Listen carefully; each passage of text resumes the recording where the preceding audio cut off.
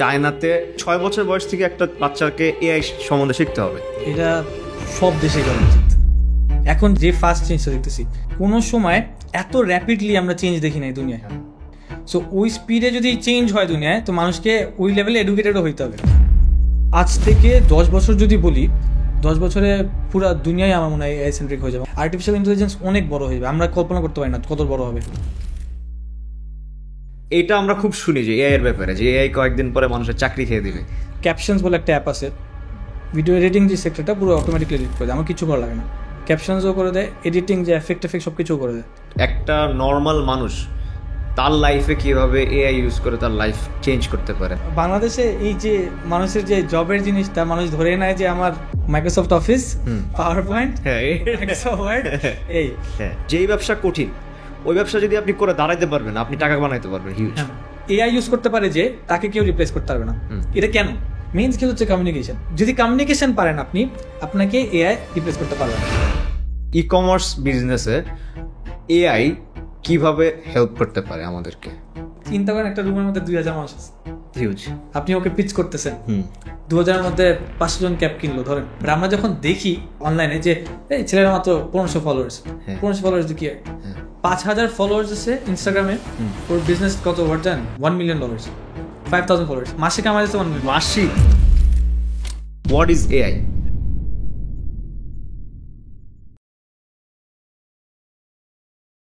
আরশিল ভাই, welcome to the regular guy podcast. Thank you ভাই।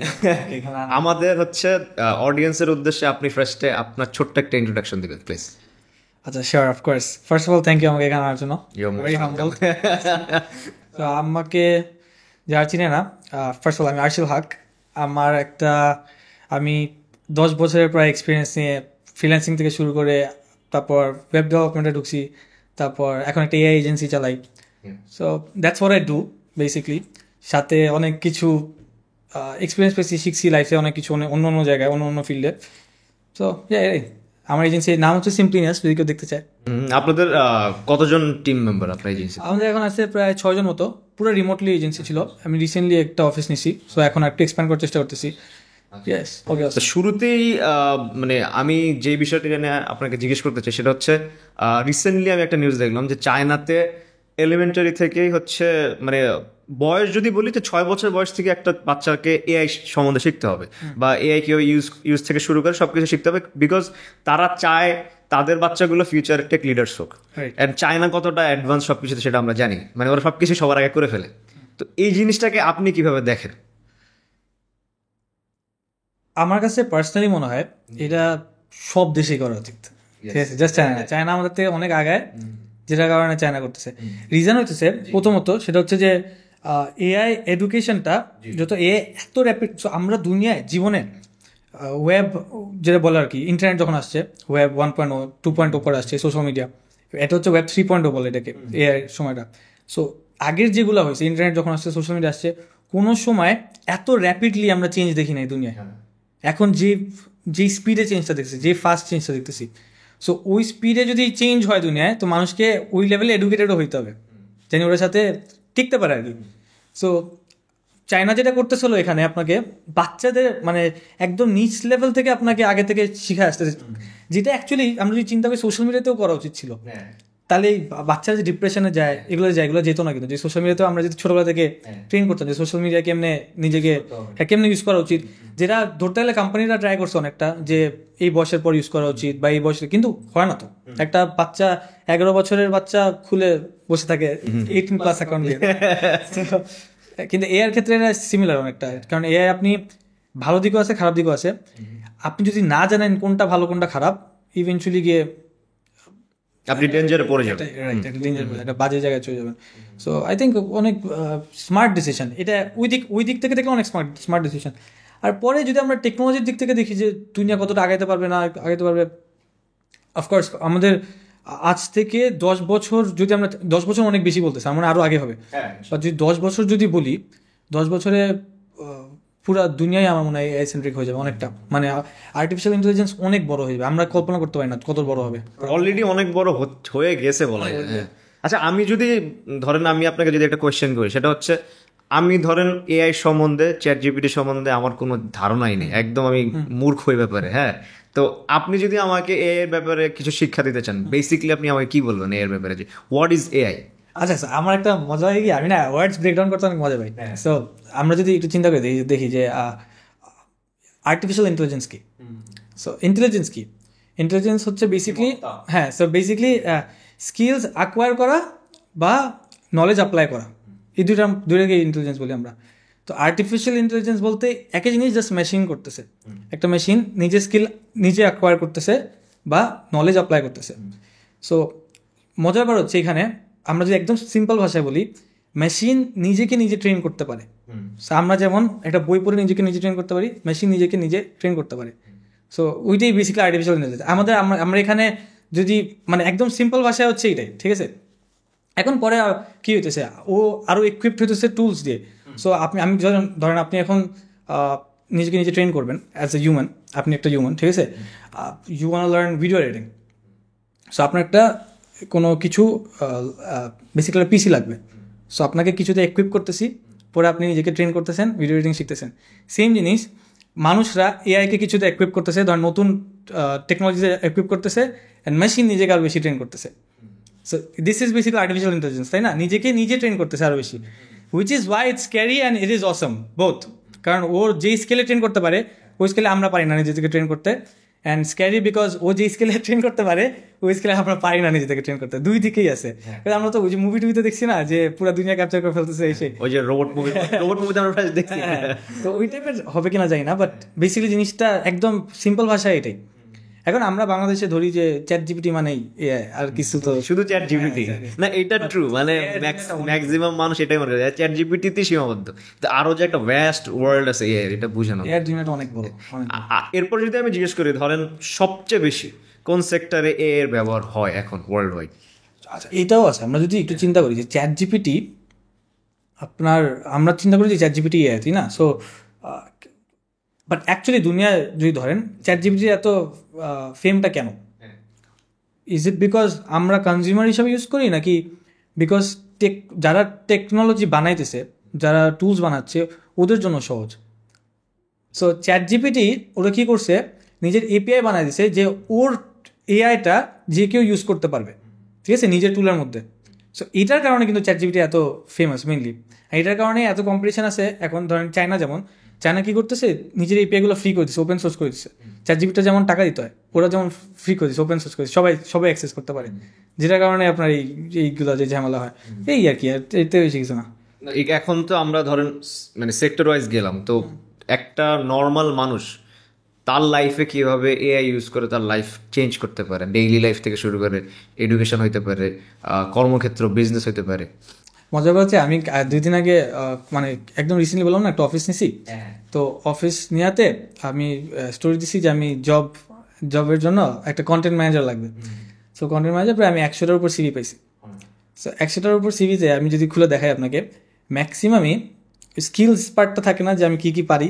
হ্যাঁ, আমার মনে হয় অলমোস্ট সবারটায় ম্যাক্সিমাম, আমি একটু জেনারেলাইজ করে বলতেছি, কি আছে জানেন? Microsoft Office, PowerPoint, Microsoft Word, এই। তো আমার মনে হয় যে বাংলাদেশে এই যে মানুষের যে জবের জিনিসটা, মানুষ ধরে নেয় যে আমার এই কয়টা জিনিস জানলে আমি কিছু পারি। বাট এই অ্যাকচুয়ালি আমরা যে এখন রেগুলার লাইফ চিন্তা করি, রেগুলার লাইফে এখন আর এগুলা কিন্তু তেমন একটা লাগে না। লাগে হচ্ছে যে চ্যাট জিপিটি লাগে। আপনার চ্যাট জিপিটি আপনি শিখলে আপনি ভালো করতে পারবেন। তারপর যেমন গ্রামারলি যেটা আছে, যেমন ইংলিশে অনেক ভালো লেখা যায়, ওটা অনেক ভালো। তারপর একটা ক্যাপশনস বলে একটা অ্যাপ আছে, যত আমি ভিডিওস বানাই ও অটোমেটিকলি পুরো ভিডিও বানায় দেয়, এডিট করে দেয়। ভিডিও এডিটিং যে সেক্টরটা পুরো অটোমেটিকলি এডিট করে দেয়, আমার কিছু করা লাগে না। ক্যাপশনসও করে দেয়, এডিটিং যে এফেক্ট সব কিছুও করে দেয়। তারপর আরেকটা ইউজ করি আমি হচ্ছে যে ক্যাল এআই বলে একটা অ্যাপ আছে। তো খাবারে কত ক্যালোরি আছে আপনি যেভাবে ফটো নেন, ও বলে দেয় কত ক্যালোরি আছে, ছবি দেখে বলে দেয়। সেই সব কয়েকটা জিনিস আমার ইউজ করতে পারে মানুষ রেগুলার লাইফে, আমার ইউজ করে। এখন আমি বাকি আর কি আছে মাথায় আসতেছে না তেমন একটা। আপনি যে বললেন যে আপনি হচ্ছে চাকরির জন্য যখন মানে একটা বিজ্ঞপ্তি দিয়েছিলেন, তখন হচ্ছে অনেকেই অ্যাপ্লাই করছে এবং সবারই এক ধরনের একটা ক্রাইটেরিয়া ছিল যে আমি এগুলোই পারি শুধু। তো এটা আমরা খুব শুনি যে এআই এর ব্যাপারে, যে এআই কয়েকদিন পরে মানুষের চাকরি খেয়ে দিবে। এই ব্যাপারে আপনার মতামত কি? আমি না এটা আসলে বিশ্বাস করি না যে চাকরি খেয়ে দিবে, সত্যি কথা। কারণ কি, আমার মনে হয় এআই তারই চাকরি খাবে যে যার কাজটাকে রিপ্লেস করা যায়। ম্যাক্সিমাম মানুষের কাজ তেমন রিপ্লেস করা যায় না, মানে যারা একদম ফিল্ড লেভেল ওয়ার্ক করে তাদের চাকরি আর কি খেয়ে দিতে পারবে। যেমন ধরেন আমরা যদি অ্যামাজনের বা কোনো ফ্যাক্টরি চিন্তা করি, একটা মাল যদি এখান থেকে এখানে নিয়ে আসতে হয়, ওটাকে রিপ্লেস করা কিন্তু সহজ, একটা রোবট এখান থেকে এখানে নিয়ে আসতে পারবে। বাট ওইটার মধ্যে যদি আরও অনেক কিছু করা লাগে, ধরেন ড্র করা লাগতেছে বা কিছু করা লাগতেছে, ওইটা কিন্তু আবার একটা রোবট রিপ্লেস করার চান্সেস অনেক কম। সো সিমিলারলি আমরা যদি ধরেন টেক রিলেটেড কিছু বলি, যদি ডেটা এন্ট্রি করতে হয়, এ কিন্তু ওটাকে রিপ্লেস করে দিতে পারবে, কারণ ওটা যে কেউ করতে পারে, কোনো ক্রিয়েটিভ থিঙ্কিং নেই। সো আমার মনে হয় যখনই কোনো কিছুতে ক্রিয়েটিভ থিঙ্কিংটা আছে, ইমোশনাল একটা ক্যাপাবিলিটি বা অ্যাবিলিটি আছে, ওটা মনে হয় এআই রিপ্লেস করতে পারবে না। এটা আমার পার্সোনাল ওপিনিয়ন। ওরা অ্যাটলিস্ট এখন পারবে না, আজ থেকে 10 বছর 15 বছর পরে গিয়ে হইতে পারে করতে পারে। কারণ এআই না ইমোশনালি থিঙ্ক করতে পারে না, সব কিছু পারে, ইমোশনালি তো থিঙ্ক করতে পারে না। আপনি কি চিন্তা করতেছেন এটা অনেক কম চিন্তা মানে বুঝতে পারবে এআই। আমি আপনাকে দেখে যত বুঝতে পারবো, এআই প্রবলি বুঝতেই পারবে না যদি আমরা পাশে একটা রোবট দাঁড় করে আর আমাকে দাঁড় করে। সো আমার মনে হয় না চাকরি, আনলেস ফিল্ড লেভেল ওয়ার্ক আছে যে কেউ যেটা করতে পারে, ওইটা বাদে মনে হয় না খুব বেশি একটা। যে ওই দিন না আমি আপনার মতামত কি এটা? আমার মতামত যদি বলি, সেটা হচ্ছে কিছু সেক্টরের ব্যাপারে অনেকেরই দ্বিমত থাকে বা অনেক ধরনের কথা অনেকে বলে, বাট আমি যদি বলি সেটা হচ্ছে আপনি যদি এআই ব্যবহার করাটা শিখেন, সেটা সব ক্ষেত্রের জন্যই হোক না কেন, এআই শিখতে পারলে আপনার চাকরি আর কে খাবে? আপনি এআই ব্যবহার করে কাজ করতেছেন, আপনার আর এআই কি খাবে? ব্যাপারটা আমার মনে হয় এরকম। আর আমার মনে হয় এটাই দরকার। আমি একটা এক্সাম্পল দিই, ধরেন আপনি মোর্শেদ মিশরকে চিনেন তো? হ্যাঁ, অবভিয়াসলি। সো মোর্শেদ মিশর একটা কিছু চিন্তা করলো, ও একটা ইভেন্ট নিয়ে এখন একটা আর্ট বানাবে, ধরেন যে কোনো ইভেন্টে। সো এক্সাম্পল ধরেন একটা গাড়ি কোনো ইভেন্ট হয়েছে, একটা মানুষকে ড্র করবে। সো ওর যখন মাথায় আসছে ওই ইভেন্টটা, ও চিন্তা করলো আচ্ছা আমি এখানে একটা আর্ট বানাইতে পারি। ফার্স্ট প্রসেস এটা কি বানাবে, ওইটাও চিন্তা করলো, গাড়ি আর ধরেন মানুষ। এখন ওইটা মাথা থেকে রিয়েলিটি আনে কেমনে? এই পুরো ক্রিয়েটিভ থট প্রসেসটা ও মাথায় চিন্তা করতেছে, পরে ও আর্টিকুলেট করতেছে যে আমি এটাকে কেমনে কিভাবে ড্র করতে পারি না করতে পারি, সবকিছু করলো। ঠিক আছে, করার পরে ওইটাকে হাত দিয়ে ড্র করে, পেন ব্রাশ দিয়ে ড্র করে রিয়েলিটিতে আনতে পারলো। এই প্রসেসটা আমি যদি আপনাকে বলি, আপনি করতে পারবেন? যেহেতু আমি এইভাবে করা হয় না, আমি আপনি এখন ধরেন তার থেকে ভালো আর্টিস্ট, তাও কি আপনি সেম করতে পারবেন? মানে আপনি ড্র করেন বেটার, তার থেকে বেটার ড্র করতে পারেন, সেমটা তো আর আমার মোস্ট লাইকলি পারবে না, তাই না? বিকজ তার স্কিলটা কোথায়? ড্রয়িং এ না, তার স্কিলটা চিন্তাটাই, যে আমি ওখান থেকে কেমনে আমি কি ড্র করলে, কি আর্টটা করলে আমার সবচেয়ে ভালো আউটপুটটা আসবে। এই ক্রিয়েটিভ থট প্রসেসটা যার আছে, তাকে কখনোই এআই রিপ্লেস করতে পারবে না, বিকজ এআই এই লেভেলে ক্রিয়েটিভ ব্রেনটা খাটাতে পারে না। অ্যান্ড মোর লাইকলি সে এআই কে অন্য কারোর থেকে অনেক বেটার ইউজ করতে পারবে। আপনি যেটা বলছেন যে এআই ইউজ করতে পারে, যে তাকে কেউ রিপ্লেস করতে পারবে না, তাই না? এটা কেন? বিকজ যদি এখন ধরেন মোর্শেদ মিশু যদি কথা বলি, মিশু ভাই যদি আজকে প্রম্পট করা শিখে ভালোভাবে, প্রম্পট ইঞ্জিনিয়ারিং বলে যেটাকে, তো তার যে এই এক্সাক্ট প্রসেসটা, যে আমি একটা ইভেন্ট দেখছি, ইভেন্টের উপর আমার একটা মাথায় জিনিস আসছে, ওই জিনিসটাকে আমি রিয়ালিটি আনার জন্য আমার কিভাবে পুরো চিন্তাটা আসছে, ওইটা আমি এআই কে বুঝাইতে পারতেছি কিনা। তো সে যদি ওই জিনিসটা জাস্ট লেখার থ্রুতে কমিউনিকেট করতে পারে এআই কে, সে একই প্রসেসটা ইউজ করে একই জিনিস 100 টাইমস ফাস্টার করতে পারবে। আচ্ছা, সো এআই যে ইউজ করতে পারে আর এআই যে ইউজ করতে পারে না, এখানেই বিট করে মানুষটা। সো লেটস সে মিশু ভাইয়েরই দুইটা পার্ট আমরা চিন্তা করলাম। মিশু ভাই একটা হচ্ছে এআই পারে, মিশু ভাই আরেকটা এআই পারে না। সো যে এআই পারে, একই তো থট প্রসেস, আবার ইভেন্ট আসতেছে, ইভেন্ট থেকে আমি চিন্তা করতেছি, চিন্তা করার পর আমি ওটাকে একটা পেপারে করতেছি, তাই না? আরেকজন ইভেন্ট আসতেছে, ইভেন্ট থেকে আমি চিন্তা করতেছি, চিন্তাটা যেটা করতেছি ওটা আমি টেক্সটের থ্রুতে এআই কে বুঝাইতে পারতেছি, তার ড্র করতে যত সময় লাগতেছে ওটা 100 টাইমস ফাস্টার করতেছে। এখানে এআই যে পারে ওকে বিট করতেছে আরেকজনকে। সো যে ক্রিয়েটিভ থট প্রসেস, আমরা অ্যাকচুয়ালি স্কিলটা কই ডেভেলপ হয়, মানে স্কিল গ্যাপটা কোথায় হচ্ছে? বেসিক্যালি কমিউনিকেশনে, যেটার কারণে আমার কাছে মনে হয় লিডার্সরা বেটার এআই ইউজার্স হয়। আচ্ছা, লিডার্স বলতে ধরেন জাস্ট এন্টারপ্রেনার্স না। সো ধরেন আপনার একটা কোম্পানি আছে, সো আপনার কোম্পানিতে একটা স্টেপে একজন আছে। সো ধরেন যে একটা ভিডিও এডিটিং টিম আছে 5 জন, 5 জনের মধ্যে যে হেড যে ওই 5 জনকে গাইড করে যে ভাই ভিডিওটা এরকম করো, ওর স্কিলটা কোথায়? মেইনলি ওর স্কিলটা কিন্তু এডিটিং এ না, গাইডেন্সে। হ্যাঁ, তো যেটা গাইড করতে পারতেছে মানে কি, ও নিজের কমিউনিকেশন, ওর যেটা ব্রেনে আসতেছে ওটাকে ভালোভাবে কমিউনিকেট করতে পারছে ওই ছেলেটার উপর যে এডিট করবে। তো ওই সেম জিনিসটা যদি এআই কে যদি কমিউনিকেট করতে পারে, তো এআই ওটা 100 টাইমস ফাস্টার করতে পারতেছে। তো মেইন স্কিলটা কিন্তু আমরা মনে করি যে হচ্ছে স্কিলের, ধরেন আমরা ভিডিও এডিটিং শেখা লাগবে, মেইন স্কিল হচ্ছে communication at the end of the day, সবকিছু। তো যদি কমিউনিকেশন পারেন আপনি, আপনাকে এআই রিপ্লেস করতে পারবে না, simple as that. And in fact আপনি যদি কমিউনিকেশন পারেন, যে এআই পারে না আপনি ওকে রিপ্লেস করে যাবেন, আর আপনি আরো অনেক উপরে বেটার লেভেলে থাকবেন। এক্স্যাক্টলি। আপনি এই ব্যাখ্যাটার মধ্যে যে প্রম্পট ইঞ্জিনিয়ারিং এর কথা বললেন, এটা অনেকেই বুঝে অনেকেই বুঝে না। তো ধরেন বুঝে বা না বুঝে, বাট প্রম্পট ইঞ্জিনিয়ারিং যে আমি খুব ভালোভাবে শিখবো বা ভালো একটা ইনপুট দিয়ে আমি একটা ভালো রেজাল্ট এআই থেকে বের করে আনবো, এই প্রম্পট ইঞ্জিনিয়ারিংটা আমি কিভাবে শিখতে পারবো বা ভালো কোথায় শিখতে পারবো? জিনিসটা ঘুরে ফিরে কমিউনিকেশনে আসে, সেম। সো আপনার প্রম্পট ইঞ্জিনিয়ারিং বলে ধরে ফেলেন কিছু এক্সিস্টই করে না দুনিয়া। আচ্ছা, ধরে ফেলেন আপনার স্টুডেন্ট কিছু এক্সিস্টই করে না, আপনার শিখা থাকবে হচ্ছে কমিউনিকেশন। আমি কেমনে কমিউনিকেট করতে পারি, এআই এর সাথে কমিউনিকেট করতে হবে না, মানুষের সাথে হলেও আমার শিখতে হবে কমিউনিকেট কেমনে করতে পারি বেটার।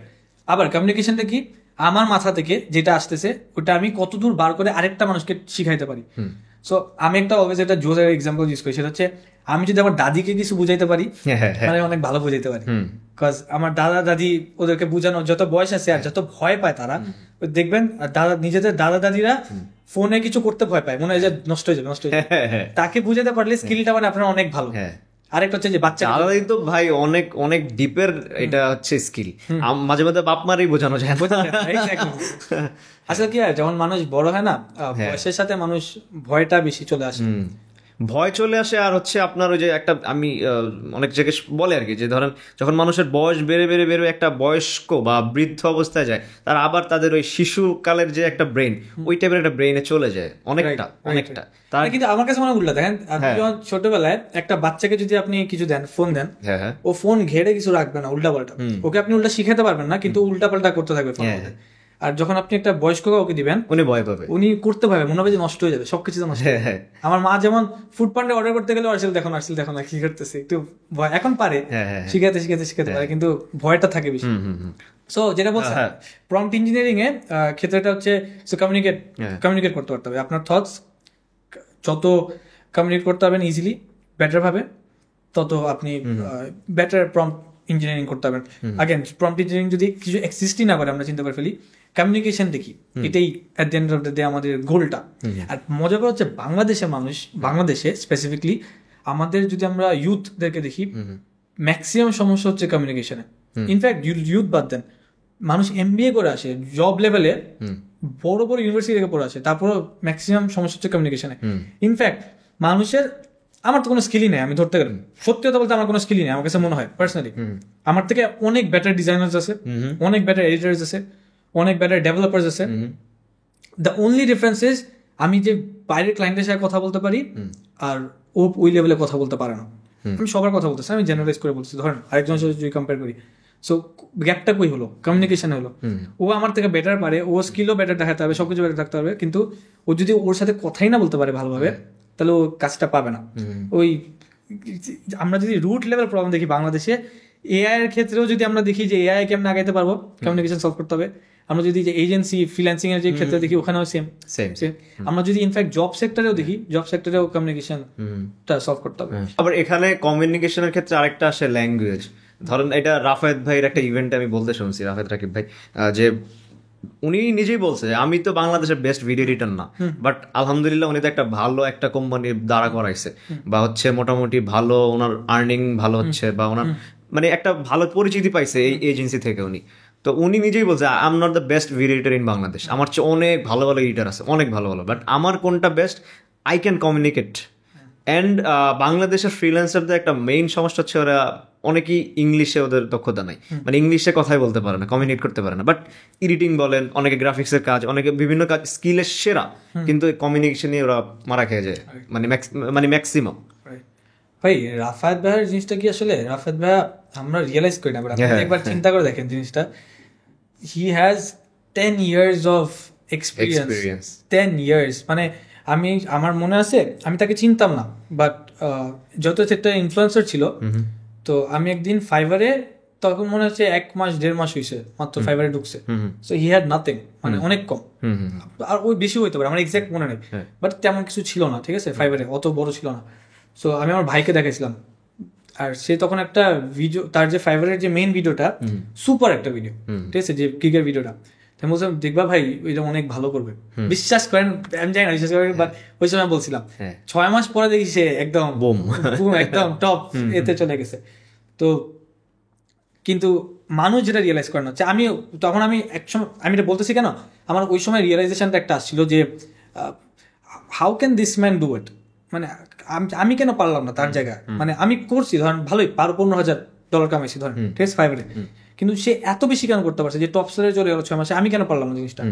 তখন কি আমি একদিন চিন্তা করতে আমি রিয়েলাইজ করছি যে ভাই this man has 10 years of experience, আপনার জাস্ট এই যে কি বলে এমএনসিতে, জাস্ট বাংলাদেশের এমএনসিতে 10 বছরের এক্সপিরিয়েন্স আছে, তো তার একটা মানুষের সাথে কথা বলার যে এক্সপিরিয়েন্সটা বা কমিউনিকেট করার যে এক্সপিরিয়েন্সটা, ওটা আমার থেকে কত বেশি হবে, ফার বেটার, কত বেশি হয়, অনেক বেশি হওয়ার কথা। অ্যান্ড এটা অন্যরা যারা সেক্টরে আছে ওদের থেকেও বেশি হওয়ার কথা, এটার কারণেই সে 6 মাসে এত দূর যেতে পারছে, তার অন্য কোনো আমার অ্যাটলিস্ট আমার মনে হয় যে অন্য কোনো স্কিলের জন্য যেতে পারেনি, মানে এটার জন্য যে at the end of the day আমরা যদি কিছু করতে চাই আমাদের ওই প্রসেসটা থ্রুতেই যেতে হবে, যে শিখে শিখে শিখে শিখে পেন শিখে শিখে শিখে শিখে ওইভাবে, সেগুলো থ্রুতে গেছে দেখেই পারছে। এক্স্যাক্টলি, হঠাৎ করে মনে হচ্ছে ওই যে থাকে না, বলে না যে it doesn't happen and doesn't happen and doesn't happen and then it happens way too fast all at once, তার কেসটা এরকম একটা আমার কাছে এটলিস্ট পার্সোনালি মনে হয়। না ওই যে অনেক ক্ষেত্রে মানে ওই যে অনেককে দেখলে মানুষ মনে করে যে ওভারনাইট সাকসেস যে বিষয়টা চলে আসে, যে ওরকমই লাগে, কিন্তু 1 বছরে এত বড় হয়ে গেছে কেমনে, কিন্তু ওর যে ব্যাক এন্ডে আরো 10 বছরের কাজ ছিল ওইটা আসলে অনেকেই বুঝতে চায় না ওইভাবে। আপনি ওই যে আমি এটা অলওয়েজ বলি, বুঝছেন, স্কিল স্ট্যাকিং বলে একটা জিনিস আছে, বুঝছেন স্কিল স্ট্যাকিং কি, মানে একটার উপর আরেকটা স্কিল। তো আপনি যদি আমরা রাফাত ভাইকে আনি, আমি তাকে চিনি না, ঠিক আছে, জাস্ট এমনি বলতেছি, তার যদি আপনি স্কিল স্ট্যাকিং এর ব্যাপারটা চিন্তা করেন, কোত্থেকে শুরু হয়েছে, প্রথমে জব করছে, তো জবে আমি প্রিটি শিওর অনেক খাটাইছে, উদয় ইউনিলিভার ছিল মেবি, আমি জানি না, বাট আমি একটা প্রেজেন্টেশনে ছিলাম, মানে দেখছিলাম আর কি, ওই যে ফ্রিল্যান্সিং কমিউনিটি অফ বাংলাদেশ একটা গেছিলাম, তো ওখানে সে একটা প্রেজেন্টেশন দিয়েছিল, ওখানে শুনছিলাম। তো অনেকগুলো স্কিল স্ট্যাক করতে হয়েছে, যেমন প্রথমে ধরেন খাটাইছে, কামলা খাটছে, আমি প্রিটি শিওর, আমি এক্সাক্ট মনে নেই, বাট শিওর খাটছে, তারপর কমিউনিকেশন শিখছে, ক্লায়েন্টের সাথে কথা বলা, এগুলো কিন্তু সব স্কিল, আমরা মনে করি স্কিল না। এই যে আপনি যে আমার সাথে কথা বলছেন, কোয়েশ্চেন করছে, এটাও কিন্তু স্কিল। অনেকে ধরে ওই যে ট্রেটস বলে না, যে ওর কনফিডেন্ট বেশি, কনফিডেন্স কি আর দেন স্কিলই, এক্স্যাক্টলি, ইউ ক্যান ডেভেলপ ইট, এমন তো কিছু না যে আমি ডেভেলপ করতে পারবো না। আমি যদি কয়েকটা, অ্যালেক্স হর্মোজি বলে এটা অনেক ভালো, যে আপনি যদি কয়েকটা স্পেসিফিক জিনিস করেন আপনি কনফিডেন্ট হতে পারবেন, অ্যান্ড আপনি যে কোনো ক্ষেত্রেই আপনি স্কিল ডেভেলপ করতে পারেন, যে কোনো ক্ষেত্রে, এনিথিং। সো আপনি যদি বলেন যে আমি একটা ইন্ট্রোভার্ট, আমি শায় একটা মানুষ, সো আমি ধরেন বললাম যে লেটস চেঞ্জ ইট, আজকে থেকে আপনি শায় হবেন না, আপনি তো ইট ডাজন্ট মেক সেন্স, কেমনে হঠাৎ করে। এখন যদি আমি আপনাকে এসে বলি, আচ্ছা আপনি যখন আপনি অফিসে আসবেন, সবাইকে ফার্স্টে এভরিডে এসে হাই বলবেন, ফার্স্ট থিং, আমি দেখেন ব্রেকডাউন করে দিচ্ছি। সেকেন্ডলি আপনি সবার সাথে হাত মিলাবেন, ঠিক আছে। থার্ডলি আপনি সবাইকে ধরেন সবার সাথে আপনি 2 মিনিট করে কথা বলবেন, যে কোনো সেক্টরে। ধরেন ও ফুটবল পছন্দ করে, আপনি ওর সাথে ফুটবল নিয়ে কথা বলবেন, আরেকজনের সাথে কাজ নিয়ে কথা বলবেন, যে কোনো ক্ষেত্রে ফোর্সফুলি কথা বলবেন। নেক্সট ডে আপনি যখন রাস্তায় যাচ্ছেন, আপনি একজনকে জিজ্ঞেস করবেন ভাই এই জায়গাটা কোথায়, ঠিক আছে। তারপর নেক্সট ডে আপনি আরেকজনকে জিজ্ঞেস করবেন অন্য কিছু নেই, যে ভাই এই খাবারের দোকানটা কোথায়। সো ওভারঅল এটা করতে করতে করতে করতে ইভেন্চুয়ালি কি হতেছে, আপনার কিন্তু কনফিডেন্সটা বিল্ড হচ্ছে। কেমন হইতেছে, আগেন আমি আপনাকে কিন্তু বলি নাই যে কনফিডেন্স বাড়াও, কনফিডেন্স বাড়ানো বললেই যে হয়ে যাবে, আপনি শায় থেকে এক্সট্রোভার্ট হয়ে যাবেন। আমি যদি আপনাকে ব্রেকডাউন করে দিই স্টেপগুলা, তখন কিন্তু হচ্ছে জিনিসটা একটা সিস্টেমিক ওয়েতে। এক্স্যাক্টলি, বিকজ আপনি তখন জানেন আমার কি করা লাগবে, তাই না? এখন আপনি জানেন না যে কি করা লাগবে, তখন আপনি জানেন আমার, আচ্ছা আমি যদি অফিসের সবার সাথে কথা বলি, আমি যদি 30 দিন টানা করি, এটা পরের 30 দিন পরে সবার সাথে আরামসে কথা বলতে পারবো, কোনো প্যারা খাবো না এসে, তাই না? অ্যান্ড এই প্রসেসে যখন থ্রুতে যাব ইভেন্চুয়ালি গিয়ে আফটার আ সার্টেন ওয়াইল অনেকদিন পরে গিয়ে আমি কনফিডেন্ট ফিল করবো, মানুষজন আমার আশেপাশে আমাকে কনফিডেন্ট হিসাবে নেবে। এক্স্যাক্টলি। কি হলো তাহলে, আমরা একটা স্কিলকে ভাঙলাম, স্কিলকে ভেঙে ভালোভাবে কমিউনিকেট করলাম যে কেমনে হইতে পারবেন, তারপর আপনি স্কিলফুল হইলেন। তো ইভেন্চুয়ালি কিন্তু একটা স্কিলই, মানে ভেঙে ভেঙে ভেঙে স্টেপ ওয়াইজ। সো বেসিক্যালি প্রসেসটা কি ইভেন্চুয়ালি একটা স্কিলই। সো আগেন যদি আমরা স্কিল স্ট্যাকে যদি আসি, রাফেল ভাই জিনিসটা, সে কিন্তু আমি তার এক্সাম্পল দিচ্ছি বিকজ তাকে সবাই চিনে। তো 10 বছর ধরে কিন্তু আমি প্রিশিয়াস স্কিল স্ট্যাক করেই আসছি। প্রথমে কনফিডেন্স বিল্ড করছে, পরে ইনফ্যাক্ট সে তো ইনফ্লুয়েন্সারও ছিল এক সময়, অনেক ক্যামেরার সময়, ক্যামেরার কাছে কিন্তু একটা স্কিল। আমি একটা ভালো স্টোরি বলি, আমি যখন টিকটকে কন্টেন্ট বানানো শুরু করছি আমি পারতাম না। আমরা যে প্রথম এটা একদম ফালতু ভাবে কথা হচ্ছে, একদম অনেক অনেক বাজে, অনেক অনেক বাজে, আসেও কিনা আমি জানি না, সরাই দিচ্ছি অনেক বাজে হবে। সো আমি ভাবছিলাম পারবো না, ইটস ইম্পসিবল, আমার পক্ষে করতে পারবো না। পরে I wanted to do it because মানে পারসিস্টেন্ট যে আমি করেই ছাড়বো যেভাবে আমি, কারণ মানুষ দেখুক না কিছু এসে যায়, ওই সময় করতেই হবে। আমি নিজেকে বলছিলাম যে আমি 365 দিনে 365টা ভিডিও বানাবো, 365 and 365, এন্ড যদি না বানাই আমি 100 টাকা ছিঁড়ে ফেলবো। আচ্ছা, 100 টাকা, ঠিক আছে, 100 টাকা ছিঁড়লে একটু, 100 টাকা একদিনে ছিঁড়বেন, যেদিন পারবো না ওদিন ছিঁড়ে ফেলবো। তো আমার পকেট থেকে 100 টাকা, ঠিক আছে। পরে আমি রিয়েলাইজ করছি আচ্ছা 100 টাকা ছিল অত খারাপ লাগে না, তাহলে আচ্ছা কিন্তু আমি 100 টাকা দিয়ে দেবো মানুষকে, ঠিক আছে। তো আমি 1-2 দিন মিস করছিলাম, আমি মানুষকে দিছি, অ্যাকচুয়ালি দিছি। অ্যান্ড মজার ব্যাপার, ওই 365 ডেজে আমার গোল ছিল আমি প্রতিদিন ভিডিও বানাবো। আমি at the end of the year 550 videos বানাইছি। হইছে 550টা ভিডিও বানাইছি। এখন তার মধ্যে আপনি বলতে পারেন 80% ভিডিওস আমার টিকটকে ঢুকলে এখন দেখতে পাবেন 1000+ ভিডিওস আছে, তার মধ্যে 1000+, তার মধ্যে একটা বছরেই আপনার 550+ ভিডিওস। আপনি ইনস্টাগ্রামে পোস্ট করেন না? টিকটক ওই সময় ট্রাই করতাম, ঠিক আছে। রিজন ছিল একটা হচ্ছে যে বিকজ একটু সোশ্যাল অ্যাংজাইটি ছিল, যে সবাই দেখবে কেমন পারি না কিছু।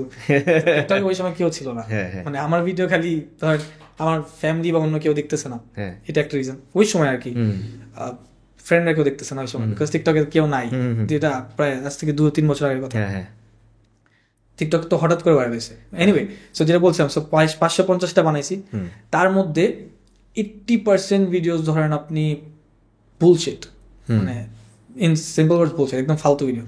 ফালতু ভিডিও বলতে মানে আমি যেটা বলতেছি ভালো কথা বলতেছি, বাট ফালতু ভাবে কথা বলতেছি, মানে ও তো ভালো, মানে ওয়েটা সুন্দর হচ্ছে, কারণ আমি শিখতেছি, তারপর 15% বলতে পারেন যে আপনি অনেক ভালো কথা বলছেন, ভিডিওটা ভালো হচ্ছে। আস্তে আস্তে আস্তে আস্তে ওই 5%টা অ্যাকচুয়ালি অনেক ভালো ভিডিও হচ্ছে। আগেন কেমন স্কিল স্ট্যাক হয়েছে, কিন্তু প্রতিদিন করতে করতে করতে ছোট্ট ছোট্ট স্কিল ডেভেলপ হয়েছে, যেটার কারণে হয়েছে।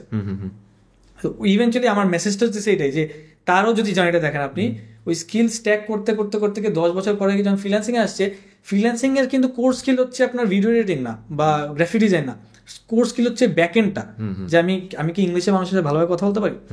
এখন আমার কি ইংলিশে অনেক ভালো অ্যাকসেন্ট হইতে হবে না, জাস্ট কমিউনিকেট করতে হবে। আমি ওই আপনাকে যে মাত্র ব্রেকডাউন করে দিলাম কনফিডেন্সের ব্যাপারটা, যে হাই বলবেন, এসে হাত মিলাবেন, ওই স্কিলটা যে ব্রেকডাউন করাটা, এটা কমিউনিকেশন, তাই না? এটা পারি কিনা, তাই না? এই স্কিলটা ব্রেক করতে পারতেছি কিনা, এটাই একটা কোর্স ফ্রিল্যান্সিং এ। এই ফুল ব্যাকএন্ডটা তৈরি করতে আমি প্রেশার তার 10 বছর লাগছে। যখন 10 বছর পর আসছে ইভেন যেটার চান্স নিছে হয়ে গেছে।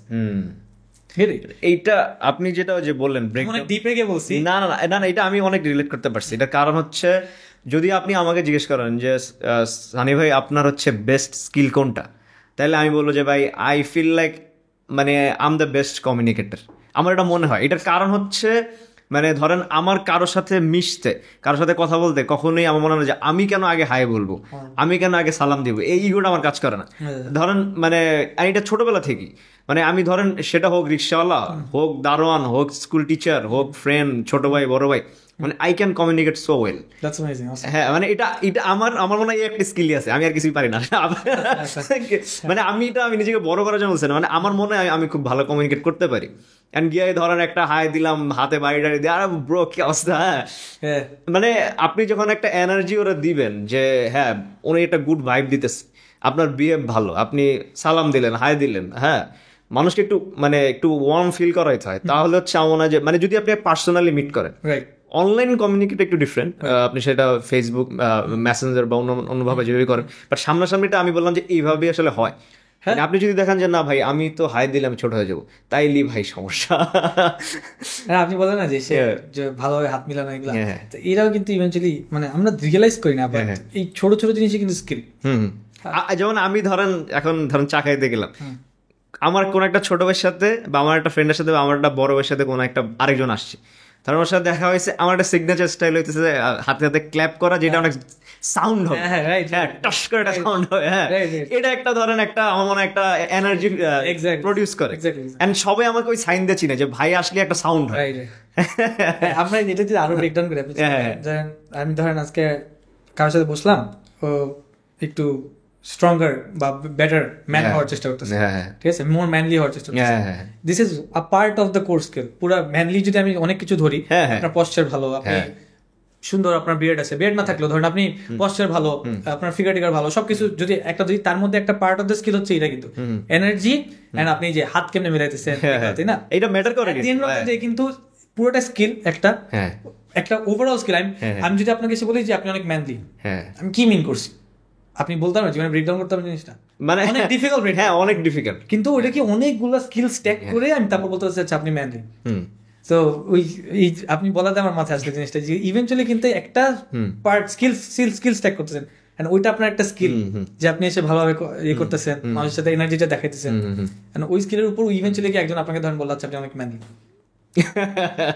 মজার ব্যাপার যেটা আমরা এত কিছু বলছি, এই পুরা জিনিসটাই কিন্তু অ্যাকচুয়ালি এআই কে প্রম্পট করা, যে আমি কোনো কিছু কমিউনিকেট করতেছি কেমনে, ব্রেকডাউন করে আমি কমিউনিকেট করতেছি কেমনে। সো যত আমি ইজিলি কমিউনিকেট করতে পারবো এআই কে, বিকজ এআই তো ঘুরে ফিরে আমি যেটা বললাম তখন বুঝলাম না যে মেশিন যে নিজেকে ট্রেন করতে পারে, আমি যদি তোকে বুঝাই দিই, ওকে যদি ইকুইপ করে দিই জিনিসটা দিয়ে যে তুমি কি বুঝবা, তখন ওইটাকে আরো বেটার ভাবে প্রডিউস করতে পারবে। যেমন এখানে আমি আরেকটা আমার এক্সপিরিয়েন্স বলি, যে মানে এআই কে যে প্রম্পট দেওয়া, মাঝে মধ্যে ধরেন আমার কোনো একটা গেস্ট আসবে মানে আমাদের পডকাস্টে, সেক্ষেত্রে আমি অনেক ওইটা নিয়ে রিসার্চ করলাম, কিন্তু মনের মতো হয়তো কোয়েশ্চেন পাচ্ছি না, সেক্ষেত্রে আমি যখন ওই রিসার্চ করছি ওই জিনিসটা যখন আমি ওর প্রম্পট হিসেবে দিই যে ভাই আমি এইগুলো নিয়ে রিসার্চ করছি, মানে আমাকে এই রিলেটেড তুমি কোয়েশ্চেন খুব সুন্দর ইন্টেলেকচুয়াল কিছু কোয়েশ্চেন রেডি করে দাও, ও কিন্তু খুব সুন্দর করে কোয়েশ্চেন রেডি করে দেয়। হ্যাঁ, আমরা সবকিছুতেই ইউজ করতে পারি। যখন আমি চিন্তা করি আচ্ছা আমার যেই ধরনের ওই কোয়েশ্চেন রেডি করতে আমার 2 ঘন্টা লাগতো হয়তো বসে বসে টিম নিয়ে, হ্যাঁ চিন্তা করে করে কোয়েশ্চেন সুন্দর, সেটাও আমাকে এক ক্লিকে দিয়ে দিচ্ছে যে নে ভাই শুরু কর ব্যাপারটা। একদম আমার যে এজেন্সি আছে, আমাদের এজেন্সির একটা প্রসেস হচ্ছে আমাদের থাম্বনেল বানাতে হয়। আচ্ছা আচ্ছা, ইনস্টাগ্রামে থাম্বনেলস বানাতে হয়, মানে ভিডিও আপলোড করার সময়। সো থাম্বনেলের জন্য থাম্বনেলে কি ইমেজ যাবে এটা চিন্তা করা অনেক ডিফিকাল্ট একটা বিষয়, বিকজ আপনি কি নিয়ে কথা বলতেছেন ওইটা আগে আপনার চিন্তা করা লাগবে, ওই কথাটা কিসের সাথে যায়, ঠিক আছে, থাম্বনেলে একটা মেয়ে থাকবে না ছেলে থাকবে, থাম্বনেলে গাড়ি থাকবে না অন্য কিছু থাকবে, ঠিক আছে, এগুলো অনেক চিন্তা করার একটা বিষয়। ধরেন এমন কিছু একটা ভিডিও গেল চায়না ভার্সেস ইউএস ধরেন, ঠিক আছে, তো ওখানে এখন কি লেভেল কেমন টাইপের থাম্বনেল যাবে, আমি কি ট্রাম্পার এঁকে দিয়ে দিব নাকি আমি, পুরো জিনিসটা চিন্তা করা একটা প্রসেস পুরোটাই। সো আমার নিজে বানানো এটা এমন আছে যে প্রম্পট তৈরি করে রাখছি, আমার যারা এমপ্লয়িজ আছে ওর জন্য কিছুই না করা লাগে। সো কি হয়, আমাদের একটা শিট আছে যেখানে জিপিটি প্রম্পটস সব সেভ করা থাকে, মানে বিভিন্ন কাজের জন্য, হ্যাঁ, সো লিঙ্ক দেওয়া থাকে সবগুলো জিপিটি প্রম্পটস। সো ওটা যায় গিয়ে ওখানে জিপিটি প্রম্পটটা পুরো দেওয়া, ওখানে একটা পার্ট থাকে যে স্ক্রিপ্টটা ফেলে দিবে। সো এই স্ক্রিপ্টটার পার্টটায় ও জাস্ট আমাদের যে ভিডিওটা আছে ও ভিডিওটার স্ক্রিপ্টটা কপি করে পেস্ট করে দেয়, বাকিটা পুরো প্রম্পটটা আলাদা আছে। সো প্রম্পটটা পেস্ট করলো, প্রম্পটটা এমনভাবে যায় যে স্ক্রিপ্টের তুলনায় ফার্স্টে আপনাকে 4টা ইমেজের, মানে ইউজুয়ালি কি হয় আমরা কি করি, একটা মানে ইউজুয়াল মানুষ যেটা করে হলো স্ক্রিপ্ট দেয় চ্যাটজিপিটি বলে আমার ইমেজ বানা দাও এটার জন্য, এটা হচ্ছে সবচেয়ে বেসিক লেভেলে। আপনি যদি এর থেকে এক ধাপ আগে যান, ওই মানুষটা বলবে কি চ্যাটজিপিটি আমাকে আগে তুমি আইডিয়া দাও যে আমি কেমনি ইমেজ বানাতে পারি, ঠিক আছে। আর ওর থেকেও যদি আরো আপনি যান, যেটা আমারটা করে সেটা হচ্ছে যে তুমি আমাকে 4টা আইডিয়া দাও এই স্ক্রিপ্টের উপর, যে 4টা অ্যাঙ্গেলে মানে 4টা ডিফারেন্ট টাইপ অফ আমি কেমনে একটা ইমেজ দিয়ে এটাকে এক্সপ্লেন করতে পারি স্ক্রিপ্টটাকে। সো আমাকে 4টা আইডিয়া দেয়, তারপরে প্রম্পটটা দেয়া আছে ওই 4টা যে আইডিয়া পাইছো ওই 4টার হিসাবে তুমি আমাকে 4টা প্রম্পট দিবা, মানে ওই প্রম্পটটা আমাকে করে দিবে। সো 4টা ধরেন একটা আইডিয়া দিল, ধরেন ট্রাম্পেটটা বললাম যেটা ইউএস ভার্সেস চায়না। সো ধরেন একটা আইডিয়া দিল যে ইলন মাস্ক ভার্সেস অন্য কোনো চাইনার, ধরেন টেসলা ভার্সেস বাইট, 2টা কোম্পানি চাইনা ভার্সেস ওরকম একটা দিয়েছিল, ধরেন এটা একটা। আরেকটা আইডিয়া দিল ধরেন ট্রাম্প ফ্ল্যাগ ধরে আছে একটা, আর একটা চাইনিজ রোবট ফ্ল্যাগ ধরেছে, ধরেন ডিফারেন্ট আইডিয়া দিল 2টা, এরকম 4টা দিতেছে আলাদা আলাদা পুরো ডিফারেন্ট অ্যাঙ্গেলে, ঠিক আছে। 4টা দিয়ে ওই 4টার উপরও আবার আমি কেমনে বেস্ট ইমেজটা পেতে পারবো ওটা প্রম্পট তৈরি করে দেয়। তারপর আমরা যাই ধরেন freepik.com যাই বা ফ্লাক্সে যাই, গিয়ে জাস্ট প্রম্পটটা দিই, অটোমেটিকলি ইমেজটা হয়ে যায়। এই প্রসেসটা আপনি যদি ম্যানুয়ালি করেন আপনার অ্যাটলিস্ট একটা আধা ঘন্টা লাগবে, 15-20 মিনিট লাগবে। আমাদের 2 মিনিট লাগে, একজনের কথা 2 মিনিট লাগে, এমন ভাবে স্টেপটা করা যে 2 মিনিট লাগে। এন্ড এই পুরোটা কিন্তু প্রম্পট ইঞ্জিনিয়ারিং, এই জিনিসটাই প্রম্পট ইঞ্জিনিয়ারিং, যে আমাকে আইডিয়া দিচ্ছে, আইডিয়া থেকে এক্সিকিউশনটাও পুরো করে দিচ্ছে, আমি জাস্ট পেস্ট করতেছি। আমি এবার হচ্ছে আরেকটু আবার ব্যবসার মধ্যে একটু ঢুকবো। সেটা হচ্ছে গতকালকে হচ্ছে আমরা একটা লাইট বিক্রি করতে চাচ্ছিলাম, মানে একটা ল্যাম্প। হ্যাঁ, তো ধরেন ধরেন এটাই। তো এখন আমি হচ্ছে মানে আমি আর আমার ফ্রেন্ড তাওসিফ তো এখানে বসে আছি, এইখানে এই রুমে ছিলাম। তো বলতেছে এই লাইটটা বিক্রি করবো, কারণ আমরা একটা বেটার লাইট দেখছি, ওইটা বানাতে চাই, মানে ওইটা আরো সুন্দর। তো এইটা তো রাখতে চাচ্ছি না। তো আচ্ছা, এই লাইটটা বিক্রি করবো। এখন এই লাইটের নামই জানি না। আচ্ছা, এখন এই লাইট আমি সারা জীবন বললাম সেটা স্ট্যান্ডিং লাইট, বললাম এখন এটার নাম কি ভাই? এখন ChatGPT কে হচ্ছে ছবি তুলে জিজ্ঞেস করছে, মানে এমন নাম দিচ্ছে, নাম শুনে ওয়াও, এটা তো দেখলে নক দিবে। তো এই যে ব্যবসার ক্ষেত্রে, এটা তো আমরা জাস্ট একটা সিম্পল একটা উদাহরণ দিলাম যে আমাকে হচ্ছে নাম দিচ্ছে, বা আমি একটা সেলিং পোস্ট দিব, ডিসক্রিপশন কি দেওয়া যায় আমার প্রোডাক্টের, তারপরে আপনার এবং এত সুন্দর ডিসক্রিপশন মানে ChatGPT দেয়। তো এটা খুবই একটা ভালো একটা সাইন ব্যবসায়ীদের জন্য। তো এটা তো একটা উদাহরণ গেল। যেহেতু আপনি অনেকদিন ধরে ব্যবসার সাথে জড়িত, বা আপনি ওভারঅল ব্যবসা নিয়ে অনেক রিসার্চ করা হয়, তো আমরা যারা ব্যবসায়ী আছি, বা যারা ব্যবসা আরো অনেক বড় বড় ব্যবসা যারা করে, তাদের লাইফে ব্যবসার ক্ষেত্রে কি কি ইউজেস হয় এআই এর। তো এটা হচ্ছে একটা নর্মাল উদাহরণ যে একটা প্রোডাক্ট আমি হচ্ছে কি একটা সুন্দর নাম বের করে সুন্দরভাবে ডিসক্রাইব করে আমি হচ্ছে আপলোড করে এটা সেল করার জন্য পোস্ট করছি। তো নর্মালি যারা ব্যবসা করে, সেটা হচ্ছে ই কমার্স হইতে পারে, এফ কমার্স হইতে পারে, বা যারা হচ্ছে আরও বিভিন্ন ওয়েতে বিজনেস করে, বিভিন্ন টাইপের বিজনেস করে। কিন্তু আমি যদি স্পেসিফিকলি বলি যে ই কমার্স বিজনেসে এআই কিভাবে হেল্প করতে পারে আমাদেরকে। আমরা বাংলাদেশে তো এখনো আমি জানি না, আমার চোখে তেমন একটা পড়ে নাই যে ই কমার্সে এআই ইউজ করছে। আমি জানি না কেউ করছে কিনা, আমি জানি না। আপনার কোনো আইডিয়া আছে? একটা আছে। যেমন আমি হচ্ছে কয়েকদিন আগে আমার একটা ফ্রেন্ড আছে, ওরা হচ্ছে মেইনলি প্যান্টের ব্যবসা করে, প্যান্ট, টি শার্ট হুডিও বিক্রি করে। তো ওরা মাশাআল্লাহ ভালোই সেল করে। তো ও বলতেছিল যে বাংলাদেশে একটা এরকম একটা প্ল্যাটফর্ম আছে, যারা হচ্ছে আপনার ধরেন আপনার ব্র্যান্ডের জন্য ওরা হচ্ছে একটা এআই দিয়ে ক্যারেক্টার বিল্ড করে দিবে। হ্যাঁ, তো ওই ক্যারেক্টারটা আপনার ব্র্যান্ডের যত মার্কেটিং ও করবে ধরেন। কিন্তু এটা খুবই মানে আমাকে ইয়াও দিলাম, নামটা ভুলে গেছি এক্সাক্ট নামটা, যে একদম রিয়েলিস্টিক লাগে জিনিসটা, ওই ক্যারেক্টারটা রিয়েলিস্টিক লাগে। তো ওরা হচ্ছে আপনার ধরেন এখন কোন একটা প্যান্ট ওরা মানে বাজারে ছাড়বে, ওই প্যান্টটা ডিসক্রাইব করার জন্য হয়তো ওদের এখন একটা এমন কাউকে দরকার যে সুন্দর করে কথা বলতে পারবে, বা হচ্ছে একটু সুন্দর ভাবে রিপ্রেজেন্ট করতে পারবে, বা এবং তাকে আনার জন্য তাদের বা টাকা দেওয়া লাগবে, পুরো সেট আপ রেডি করা লাগবে। এটা লাগতেছে না, ওরা হচ্ছে ওখানে আপনার ক্যারেক্টার বানায় দিবে, একদম রিয়েলিস্টিক ক্যারেক্টার। সেখানে আপনি জাস্ট আপনার যে কথাগুলো জাস্ট আপনি লিখে দিবেন, ও সুন্দর করে একটা ব্যাকগ্রাউন্ড ক্রিয়েট করে, ব্যাকগ্রাউন্ড ও এআই দিয়ে ক্রিয়েট করে ও হচ্ছে আপনার এই প্রোডাক্ট সম্বন্ধে একটা ডেসক্রাইব দিবে, এবং এটা মানে এটা কি মেটেরিয়াল দিয়ে বানানো, তারপর হচ্ছে এটা কেন মানে একেবারে ওই যে ধরেন এখন জামশেদ মজুমদার সরিষার তেল যে আপনি বেচে, যে কেন আপনি কোল্ড প্রেস খাবেন, কেন আপনি মেশিনেরটা খাবেন না। তো এখানে ওই যে মানে এইভাবে ডেসক্রাইব করে ওই প্রোডাক্টটা বিক্রি করে। তো ওরা বলে যে মান্থলি আপনার অ্যামাউন্ট আমার এক্স্যাক্টলি খেয়াল নাই, মানে একটা অ্যামাউন্ট দিয়ে আর কি এইভাবে ইয়া করতে হবে। এটা একটা উদাহরণ আমি দেখছি। এছাড়া অন্যান্য আরো ছোটখাটো কিছু উদাহরণ মাঝে মাঝে দেখা হয়, কিন্তু ওইভাবে আর জানা। আমার মনে হয় আমি যেটা, আমার বোনের সাথে একটা ব্যবসা আছে, ঠিক আছে, এটা হচ্ছে ক্লাসিক কার্ভস নামে। ক্লাসিক কার্ভস, সো এটা হচ্ছে আপনার ফুটওয়্যার ব্র্যান্ড, মেয়েদের হিলস হচ্ছে। সো ওর জন্য আমি যখন আজ থেকে ভালোই আগে এআই দিয়ে কয়েকটা আমরা ইমেজ বানাইছিলাম। সো ওর হিল নর্মাল ফটো নিয়েছি, ওটা এআই দিয়ে ভালো ব্যাকগ্রাউন্ডে বানিয়েছে। সো আই থিঙ্ক এটা মানে একটা, আর আমরা অনেক ভালো ব্যবসা। আপনি ফেসবুকে দেখতাম প্রায় 1 লাখের উপর ফলোয়ার্স আছে, মানে আপনাদের পেজে। হ্যাঁ, পেজে, মানে আপু আর আপনি মিলে করতে। হ্যাঁ, আপুরি ব্যবসা। আমি জাস্ট আমি বলবো না আপুরি ব্যবসা, মেনলি আমি ওর সাথে জাস্ট আসি। সো ওইটাই আপনার ভালো ধুমায় বেচে হয়, ঠিক আছে, হিলস। কারণ মেয়েদের তো এফকম ব্র্যান্ড কিন্তু মেয়েদের বেশি বড়, মেয়েরা কিন্তু শপিং করে বেশি। আমরা যেটা করছিলাম হলো এআই ইউজ করে, তখন আমরা ক্যাপকাট ইউজ করতাম। ক্যাপকাটে ইমেজ জেনারেটর বলে একটা আছে, হ্যাঁ হ্যাঁ ক্যাপ্টেন অনেক আগে আর কি, আজ থেকে 6 মাস হবে, 6 মাস 1 বছর আগে।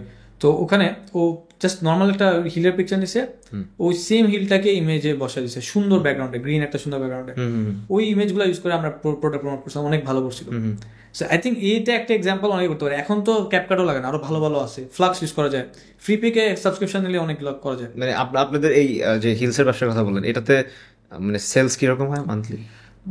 এটা তো আপুর ব্যবসা আমি বলতে পারবো না, মানে একটা রাফলি আমি বলতে পারবো না, বাট ভালোই আলহামদুলিল্লাহ অনেক। না আচ্ছা আচ্ছা আজ পর্যন্ত 10,000-এর উপর তো মানে জুতো বেশি, 10,000 পেয়ার্স? আরো বেশি, হ্যাঁ আরো বেশি। ও নাইস। কত বছরের বিজনেস? বিজনেস ভালো করে চলতেছে মনে হয় 2-2.5 বছর হয়েছে, কিন্তু শুরু হয়েছিল ওই যে ইউকে থেকে প্রোডাক্ট এনে বেচে না থাকে না, ইউকে ইম্পোর্ট করি, ওরকম ভাবে শুরু হয়েছিল। পরে আস্তে আস্তে আস্তে আস্তে কেমন জানি হিলের ব্যবসা হয়ে গেছে। সো এই মানে গতকালকে we had a meeting with step, মানে স্টেপ ফুটওয়্যার, হ্যাঁ। তো ওইটার মানে আমরা কালকে অফিসে গেছিলাম, আমি আর আমার ফ্রেন্ড তাসিফ। তো ওখানে মেইনলি ওটার যে মার্কেটিং ডিপার্টমেন্টের মানে হেডই বলা যায় ওনাকে, তো ওনার সাথে অনেক বিষয় নিয়ে কথা হচ্ছিল স্টেপের বা ওভারঅল ফুটওয়্যার ইন্ডাস্ট্রি। তো আপনার আমরা মানে যতটুকু বুঝলাম যে বাংলাদেশের ফুটওয়্যার ইন্ডাস্ট্রি এখনো খুব বেশি জায়গা আছে এখন। ডিফিকাল্ট হবে, অনেক ডিফিকাল্ট। হ্যাঁ, এই যে এখানে একটা ব্যাপার আছে ভাই, ধরেন যেই ব্যবসা কঠিন, ওই ব্যবসা যদি আপনি করে দাঁড়াইতে পারবেন, আপনি টাকা বানাইতে পারবেন হিউজ। আবার যেই ব্যবসা সহজ, সেই ব্যবসা আপনি, কারণ সহজ ব্যবসা সবাই করতে পারে। আপনি এখন ধরেন আপনি তখন চশমা বিক্রি করবেন, আপনি হয়তো চায়নার কোনো একটা ফ্যাক্টরি ধরলেন, তারপরে হচ্ছে আপনি আনায়া বিক্রি করলেন, কিন্তু আপনি চিন্তা করতে পারেন চায়নার এই চশমার কম্পিটিশন কিরকম। আমার এই মেইন রোডেই ধরেন মিনিমাম 15টা দোকান আছে চশমা। আচ্ছা, কম্পিটিশন যেহেতু বেশি, আমার সহজ ব্যবসা হইলে আমি কিন্তু স্কেল করতে পারবো না, আমি বেচতে পারবো বাট স্কেল করা টাফ। বাট জুতার ক্ষেত্রে মানে আমার মনে হয় যে এখনো বাংলাদেশি ব্র্যান্ড এখনো অনেক কম অনেক কম। আমি যা আইডিয়া আছে অনেক টাফ, এটা অনেক টাফ, টাফ বিজনেস। কিন্তু যারা ধরেন মানে বড় করতে পারতেছে তারা কিন্তু হিউজ কামাচ্ছে। যেমন স্টেপের মানে স্টেপ অনেক বড় ব্র্যান্ড, মানে স্টেপের যে লাস্ট মানে আমাদের যে সেলের কথা শুনলাম, হিউজ। হ্যাঁ, তো আপনার মানে আমার মানে এইটা সবসময় মনে হয় যে মানে ইভেন আপনি যে যান যত ওয়ার্ল্ডে যত বড় বড় বড় ব্যবসায়ীরা আছে, ওনারা কেউ কিন্তু সহজ ব্যবসা করে উঠছে খুব কম মানুষ। সবাই দেখবেন খুব কঠিন ব্যবসা। এইসব ব্যবসা আপনার ম্যানেজমেন্ট দেখতে হইতেছে, মার্কেটিং, ওই সব কিছুতেই প্যারা, কিন্তু এগুলাতে আবার আপনি দাঁড়া করাতে পারলে আপনি বিশাল টাকা হয়ে যাবে। আসলে কি ভাই, ব্যবসার এই ক্ষেত্রেটা আসলে আপনি যত টাফ বিজনেস যাবেন তত বেশি টাকা, যত টাফ বিজনেস যাবেন তত কম মানুষও থাকবে, যত টাফ বিজনেস যাবেন তত টাফ বিজনেস সবাই করতে পারে না, তত সময়ও লাগে বেশি। এন্ড অত সময় পর্যন্ত নিজের এটা রাখা যে আমি করেই ছাড়বো কোনোভাবে, ধরেন 2 বছর 3 বছর 5 বছর, অনেক কম মানুষ করতে পারে, অ্যাকচুয়ালি অনেক কম মানুষ করতে পারে। বা বাংলাদেশে একটা দেখলাম ভালো ক্যাপের ব্যবসা আছে, একটা হেড গিয়ার, সুপার ব্যবসা। ও আচ্ছা, এই তো হ্যাঁ, হেড গিয়ার কিন্তু স্পন্সর সিজন তাই সুপার সুপার। আমি সেদিন নিয়ে আমার ফ্রেন্ডের সাথে, তো মজা হচ্ছে, আপনি কিন্তু কথা কথা ভালো প্রমোশন করে দিচ্ছেন। অ্যাকচুয়ালি স্টোরি বলে একটা, আমার ফ্রেন্ড ওই যে আমার বেস্ট ফ্রেন্ড কথা বলছিলাম যে 14 বছর, তা আমি আজ থেকে 4 বছর আগে 2021 বা 20 ওকে টেক্সট করছি শার্ক ট্যাঙ্কের একটা এপিসোড দেখে। ইন্ডিয়ার শার্ক ট্যাঙ্কে একজন দেখি ক্যাপ বেচছে ফাটায়, আরবান মাঙ্কি মনে হয়, এটা হওয়ার পসিবিলিটিস বেশি মনে হয়। হ্যাঁ, একটা মানে একটু ফাঙ্কি, এটা হ্যাঁ রাইট অনেক কিছু বেচতেছিল, ক্যাপটা ওই সব পছন্দ। তো ক্যাপ আর গ্লাসেস বিক্রি হচ্ছে, হ্যাঁ ক্যাপটা অনেক ভালো বিক্রি করছে। এক্স্যাক্টলি। আমার তখন মনে হচ্ছে বাংলাদেশে কোনো ক্যাপের তো ব্যবসা নাই। আর আমার একটা বাজে অভ্যাস আছে, ওটা নিয়ে পরে আসতেছি, সেটা হচ্ছে যে বলে না যে শাইনি অবজেক্ট সিনড্রোম, কিছু দেখলে ওটা করার ইচ্ছা করে। আমার একটা বাজে অভ্যাস আছে, ঠিক আছে, এখন অনেক কমছে, আগে অনেক বেশি ছিল। সো তখন ক্যাপের দেখে আমার মনে হচ্ছে ক্যাপের ব্যবসা না হয়। তা আমি আমার ফ্রেন্ডের নক দিছি, বেস্ট ফ্রেন্ডের, যে ভাই ক্যাপের ব্যবসা করবো নাকি, অত কষ্ট হবে না, আমি দেখছি এরকম এরকম করতে হবে, এখান থেকে সোর্স করবো, তারপর নিজেরা বানাবো আস্তে আস্তে। তো ব্রো কালকে কথা বলতেছি, তারপরে গায়ে জিনিসটার জীবনে কথা হয় নাই। পরে আমি হঠাৎ করে একদিন দেখি যে হেড গিয়ার এত বড় হয়ে গেছে, আর আমি তো দেখে ওকে ভাই বলছিলাম, মানে এই হেড গিয়ারের ব্যাপারটা কিন্তু এরকম, আপনার মানে হেড গিয়ারের যে ফাউন্ডার, ওনাদের স্টোরি খুবই নাইস। মানে যে মেইন ফাউন্ডার ইমরান ভাই, উনি আবার আমার সাথে কানেক্টেড, ওনার সাথে আমার বেশ ভালো সম্পর্ক। তো মানে ভাইয়ের কাছ থেকে আমি মানে হেড গিয়ারের যে ডেপথের অনেক স্টোরি আমি শুনছি, বাট যদি বলি মানে খুবই মানে ফার্স্ট ওনারা যখন এই ব্র্যান্ডটা শুরু করছে ওই সময় কিন্তু বাংলাদেশে কোনো রিনোন কি আমার মনে হয় না কোনো ক্যাপ ব্র্যান্ড ছিল ওইভাবে, তো ওরা একদম ফাঁকা মাঠ পাইছে, এন্ড ফাঁকা মাঠেই ওরা একেবারে গোল দিছে। এর পাশাপাশি ওদের স্ট্র্যাটেজি ভালো ছিল, ডিজাইন ভালো ছিল, মার্কেটিং ভালো ছিল, তারপরে সব মিলে টিম ভালো ছিল, and they are doing so great. এবং ওরা শুরু করছে মাত্র 12,000 টাকা দিয়ে। চিন্তা করছেন, এটা আমার বন্ধুরা দেখাবো। হ্যাঁ, এবার এখানে অনেক লাখেরও বিষয় ছিল কিছু কিছু জায়গায়। ব্যবসা লাখও কাজ করা লাগে ভাই, এটা আমি অবশ্যই মানি। মানে না ভাই, ওই যে যেটা বললেন টাফ বিজনেস না, সো এটা টাফ বলবো, আবার মার্কেটটা ওপেন, সো মার্কেট ওপেন আবার। হ্যাঁ, এই তো রিস্কটা কে নেবে? আপনি আমি যখন আমার যখন ফার্স্ট ইমরান ভাইয়ের সাথে কথা হয়েছে তখন আমি ওনাদের সেলের কথা শুনে আমি বললাম যে ভাই আপনারা আলহামদুলিল্লাহ এত সেল করেন, কিন্তু আমি যদি রাস্তায় হাঁটি আমি তো মনে হয় না 100 জনের মধ্যে 2-3 জনের ক্যাপ পরা দেখি। খুব কম মানুষই তো ক্যাপ পরে রেগুলারলি ইউজ করে, কারণ বাংলাদেশের ওয়েদার অনেক গরম থাকে, আপনি বেশিক্ষণ ক্যাপ পরে থাকতে পারবেন, তো খুব কম মানুষই পরে। তারপরে এত বড় কিভাবে হইলো? তো এই যে এই রিস্কটা ওনারা নিছে যে আচ্ছা ক্যাপ কয়জন পরে বা না পরে, এই জিনিসটা তো এটা তো রিস্কেরই জায়গা, বিশাল একটা রিস্কের জায়গা। আসলে একটা জিনিস, আমরা যত ব্যবসা নিয়ে কথা বলতেছি, আমরা না মানুষজন সবাই যে দেখতেছে, আমি আপনি, আমরা রিয়েলাইজ করি না যে এই যে ভিউ করতেছে এখন ভিডিওটা, যে পডকাস্টটা দেখতেছে, সেই যে একটা রিয়েল মানুষ, এটা আমরা ভুলে যাই মাঝে মাঝে। সো আমি বুঝাই জিনিসটা, ধরেন আমাদের এই ভিডিওটা, ধরেন এখানে একটা ভিডিও 2000 ভিউজ পাইছে, ওই 2000 ভিউজ যে অ্যাকচুয়ালি 2000 মানুষ, এই জিনিসটা আমরা রিয়েলাইজ করি না। আমরা বলি যে আচ্ছা মাত্র 2000 ভিউজ পাইছে, কিন্তু চিন্তা করেন একটা রুমের মধ্যে 2000 মানুষ আছে, হিউজ। আপনি ওকে পিচ করতেছেন, 2000 এর মধ্যে 500 জন ক্যাপ কিনলো, ধরেন ইউজ ব্যাপার, কিন্তু 500 জনের ক্যাপ আছে মানে ইউজ ব্যাপার, 500 ক্যাপ, হ্যাঁ ইউজ ব্যাপার। ধরেন একটা এক্সাম্পল দিতেছি, বা ধরেন 10,000 ভিউজ পাইছেন, আপনি ওখান থেকে 2000 মানুষকে বেচতে পারছেন 20%, বাট স্টিল হিউজ ব্যাপার একটা রুমের জন্য। বাট আমরা যখন দেখি অনলাইনে যে এই ছেলেরা মাত্র 1500 ফলোয়ার্স, 1500 ফলোয়ার্স কি, কিন্তু এমনও আছে মানুষ, আমি এটা লিটারালি আপনি খুঁজলে দেখতে পারবেন, স্ট্যাটিস্টিক্যালি এমন আছে যে 5000 ফলোয়ার্স আছে ইনস্টাগ্রামে, ওর বিজনেস কত ওয়ার্থ জানেন? $1 million, 5000 ফলোয়ার্স, মানে ভ্যালুয়েশন না ভ্যালুয়েশন না, মাসে কামাইতেছে 1 million, মাসে মান্থলি $1 million কামাইতেছে। ও অ্যান্ড ক্লায়েন্ট অ্যাকুইজিশন কেমনে? সব ওই 5000 ফলোয়ার্স থেকে। মানে ওরা হয়তো কানেক্ট করে একটা ছোট্ট প্রোডাক্ট বেচতেছে, যে কোনো একটা, ধরেন ওর কি ফিটনেসের একটা কি অনেক ইনডেপথ একটা প্রোডাক্ট আছে, যে ফিটনেস করে, ওদের একটা কি ফাইন্যান্সের কি একটা প্রোডাক্ট, এরকম একটা এক্স্যাক্টলি আর মনে নেই, বাট ওই 5000 ফলোয়ারের মধ্যে $1 million রেভিনিউ করতে পারতেছে। সো আমরা এই এখন যদি ওকে যদি কেউ দেখে ওর প্রোফাইলটা, $5,000 মানে খুব 5000 ফলোয়ার কি করতেছে, ওর অ্যাকচুয়ালি যে 5000টা মানুষ ওখানে থেকে 50 জনকে যদি আমি একটা হাই টিকিট প্রোডাক্ট বেচতে পারছি, মানে হিউজ, আর ওইটাই হইতেছে। ধরেন যদি হাই টিকিট যদি একটা প্রোডাক্ট বেচে সবাইকে, 50 জনকে 100 জনকে 5000-এর মধ্যে, ওইটাই এনাফ। হাই টিকিটের এইটাই তো মজা। যেমন জুরহেম একটা পাঞ্জাবি, বাংলাদেশের জুরহেম তো চিনেন আপনি, মানে জুরহেম যদি একটা পাঞ্জাবি বেচে ওর, মানে জুরহেম হচ্ছে বাংলাদেশের মধ্যে one of the best luxurious brand, মানে ওর হচ্ছে একদম মানে রিয়েল লাক্সারি যেটা বলে ওইটা ওরা মানে ফিল করে মানুষ। হ্যাঁ, অ্যাপেলের কথা চিন্তা হয়, ঠিক আছে, অ্যাপেল 5 বছরে বা মানে 10 বছরে এসে 2টা 3টা 4টা প্রোডাক্ট বার করে মাত্র। তুই 10 বছর করতেছি কি? প্রোডাক্টের পিছে কাজ করতেছে, একটা প্রোডাক্টের পিছে অনেক বছর ধরে করতে করতে করতে করতে যখন মনে হয় প্রোডাক্টটা ভালো, তখন কি প্রোডাক্টটা লঞ্চ করে। আরেক রকম বিজনেস হয় যারা প্রতি বছর প্রোডাক্ট লঞ্চ করতেছে, কিন্তু ওদের ম্যাক্সিমাম এফার্ট যায়, সো 80% এফার্ট মার্কেটিং এ, 20% ধান প্রোডাক্টে। সো 2 রকমের ব্যবসা, বুঝছেন? একটা হচ্ছে প্রোডাক্ট বানাইতেছে, তারপর সব খরচ করতেছে মার্কেটিং এর পিছে, যে মার্কেটিং করে প্রোডাক্টটা বেচবো, মানে মোটামুটি প্রোডাক্ট বানাচ্ছে। আর একটা হচ্ছে এত সময় প্রোডাক্টের পিছিয়ে দেয় যে প্রোডাক্টটাই এত ভ্যালুয়েবল যে আপনার যখন 2 বছর 3 বছর প্রোডাক্টে কাজ করার পর যখন লঞ্চ করতেছে, তখন প্রোডাক্টটাই আপনার নিজেকে মার্কেট করে ফেলতেছে। সো সেকেন্ড বিজনেসটা যেটা, যে প্রোডাক্ট নিজেকে মার্কেট করেছে, আপনি পিনাট বাটার, এটা always better, always better, always, because word of মাউথের ভ্যালু অলওয়েজ বেটার। কারণ আপনি তো আমার কেউ না, আপনি আমার কোম্পানির সাথে কানেক্টেড না, আপনি আমার কাস্টমার। আপনি যখন আপনার একটা ভাইকে বলবেন যে ব্রো আমি এখান থেকে একটা পিনাট বাটার কিনছি, টেস্ট সো গুড, টেস্ট ভালো, আবার পাশাপাশি এটা হেলথ বেনিফিট তো আমরা জানি যে ওরা কোনো খারাপ কোনো ইউজ করে না, ওরা সুগার ইউজ করে না, ওরা হানি ইউজ করে, ওদের চকলেটের মান ভালো। হ্যাঁ, তো সব মিলে ও যখন দেখবে যে না ও তো ওই কোম্পানির সাথে কানেক্টেড না, আমার ভাই যখন ওর ফ্যামিলি মেম্বার বলে, ও অবশ্যই কনফিডেন্ট হবে যে না কিনি। যতটা না কনফিডেন্ট হবে, আমার একটা মডেল, আমার একটা রিপ্রেজেন্টেটিভ যখন গিয়ে ওরে বলবে যে ভাই কেনো, বা আমার ভিডিও বানাবে ভাই কেনো, আমাদের প্রোডাক্ট ভালো, ওয়ার্ড অফ মাউথ হিউজ। এটা কিন্তু ব্র্যান্ডিং এর একটা লেসন, ব্র্যান্ডিং কেমনে হচ্ছে ওটার উপর একটা লেসন।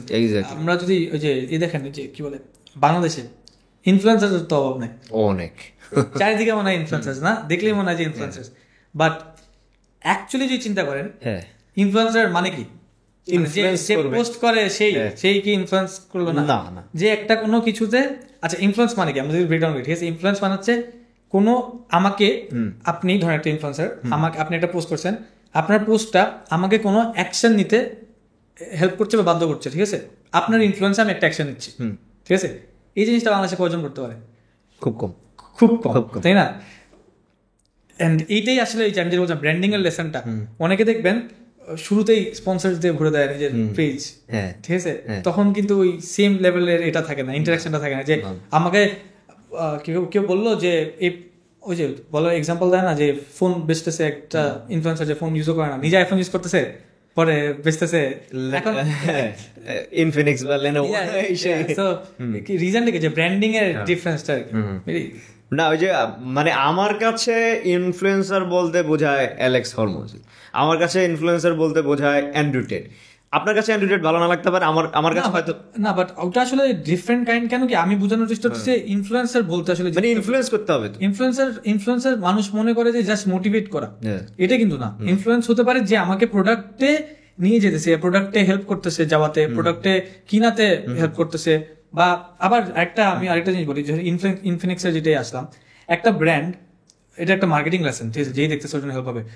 সাকিব আল হাসান সরি, ধরেন আপনি শাহরুখ খান কোনো একটা নর্মাল মোবাইল কেন প্রমোট করতেছে?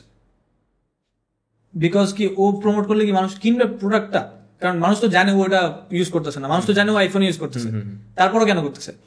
বিকজ জিনিসটা যেটা দেখায় হলো, যখন শাহরুখ খান এসে লেটসে একটা নর্মাল ভিভো ফোন ধরেন প্রমোট করছে, আমি জানি না কোন ফোন করে, বাট একটা কোনো করছে, ওটা প্রুফ করে যে ওই ব্র্যান্ডটার কত টাকা আছে, কত ভ্যালিউ আছে, যে শাহরুখ খানকে অ্যাফোর্ড করতে পারে। তো তখন কি একটা ট্রাস্ট বিল্ড হয়। এই ট্রাস্টটা আমি আপনার বেস্ট এক্সাম্পল দিতে পারবো বাংলাদেশে, ইভালির অ্যাম্বাসাডার্স কারা ছিল?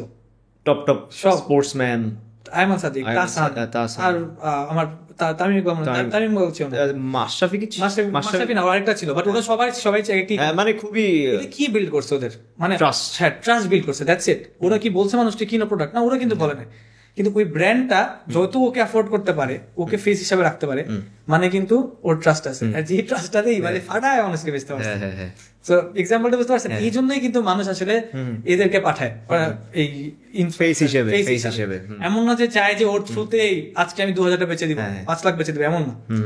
ট্রাস্টটা, ওই ট্রাস্টের থ্রুতে যখন একটা রিটার্গেট যখন করবে, তখন আপনার এটা একটা সে মার্কেটিং লেসন। আমার অনেক বছর লাগছে এটা শিখতে। যেমন আমি রিসেন্টলি হচ্ছে একটা নিউজ দেখলাম, বাংলাদেশি একটা মেয়ে আপনার সুইসাইড করছে, কারণ হচ্ছে ওর নুডস ভাইরাল হয়েছে। তো ওইটা রিয়েল কিছু ছিল না, ওইটা পুরোপুরি আপনার এআই দিয়ে করা। তো যারা করছে করে ওকে খুব বাজেভাবে ব্ল্যাকমেইল করছে। যখন ওর কাছে মনে হয়েছে ও কাউকে বুঝাইতে পারতেছে না যে এটা হচ্ছে এআই দিয়ে করা, তখন ও হচ্ছে আপনার সুইসাইড করতে বাধ্য হয়েছে। তো এখন অনেক দেশেই আপনার এআইকে নিয়ন্ত্রণ করার জন্য, যে আপনি যেমন ফার্স্টে বলছিলেন যে আপনি যখন একটা ছোট বাচ্চাকে বুঝাবেন না বা বলবেন না যে সোশ্যাল মিডিয়ার কি সাইড ইফেক্ট আছে বা হচ্ছে এটা ডেঞ্জারগুলো কি, তখন আপনি খুব আরামেই একদম ডেঞ্জারের মধ্যে পড়ে যেতে পারেন। তো সেক্ষেত্রে আপনার আর্টিফিশিয়াল ইন্টেলিজেন্সের ক্ষেত্রে এটা হইতে পারে যে আপনি যখন এটা ডেঞ্জার সাইডগুলো না জানবেন, বা আপনি যখন একটা বাউন্ডারির মধ্যে না থাকবেন, আপনি এটা দিয়েও যা ইচ্ছা মন চায় করে একেবারে উল্টা ফেলতে পারবেন। কারণ এটা মানে একটা সময় হয়তো এমন হইতে পারে অনেক অন্যায় কাজ এআই দিয়ে হইতে পারে। তো সেই ক্ষেত্রে এই রুলস অ্যান্ড রেগুলেশন, এই বিষয়টাকে আপনি কিভাবে দেখেন এবং মানুষের লাইফে এটা কিভাবে ইম্প্যাক্ট ফেলতে পারে? যেমন একটা মানুষ সুইসাইড করতে বাধ্য হয়েছে কারণ তার পুরা মান সম্মান শেষ। হ্যাঁ, হয়তো তার কাছে তার ওই বডি বা তার কাছে তার ওই মানে যে আত্মমর্যাদা সেটা পুরো ধ্বংস হয়ে গেছে, সে আর মনে হয়েছে না আমার আর বেঁচে থাকা দরকার নেই। তো একটা লাইফ শেষ হয়ে যেতে পারে একটা টেকনোলজির কারণে।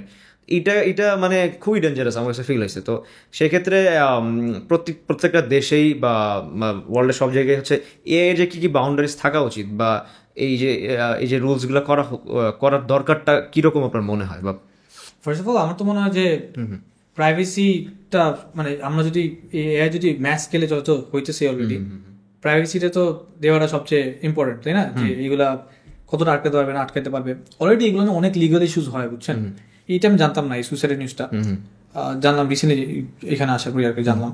সো আমার তেমন কোনো কমেন্টস নেই এটা নিয়ে, বাট আমি যেটা বলতে পারবো হলো যে আমরা যদি একটু চিন্তা করে দেখি, আজ থেকে 10-20 বছর ধরে যখন থেকে সোশ্যাল মিডিয়া আসছে, এই স্পেসিফিক ইস্যুটা যে কারোর ফেস দিয়ে আপনার পর্নোগ্রাফি বলেন বা নিউজ বলেন এরকম বানাইতেছে, ঠিক আছে, বা অন্য কোনো যে কোনো কিছুতেই জাস্ট নিউজ হবে এমন না, অন্য কোনো ভিডিও বা বাজে কোনো কিছু বানাতে, কিন্তু সারা জীবনই লাস্ট 20 বছর ধরেই আছে।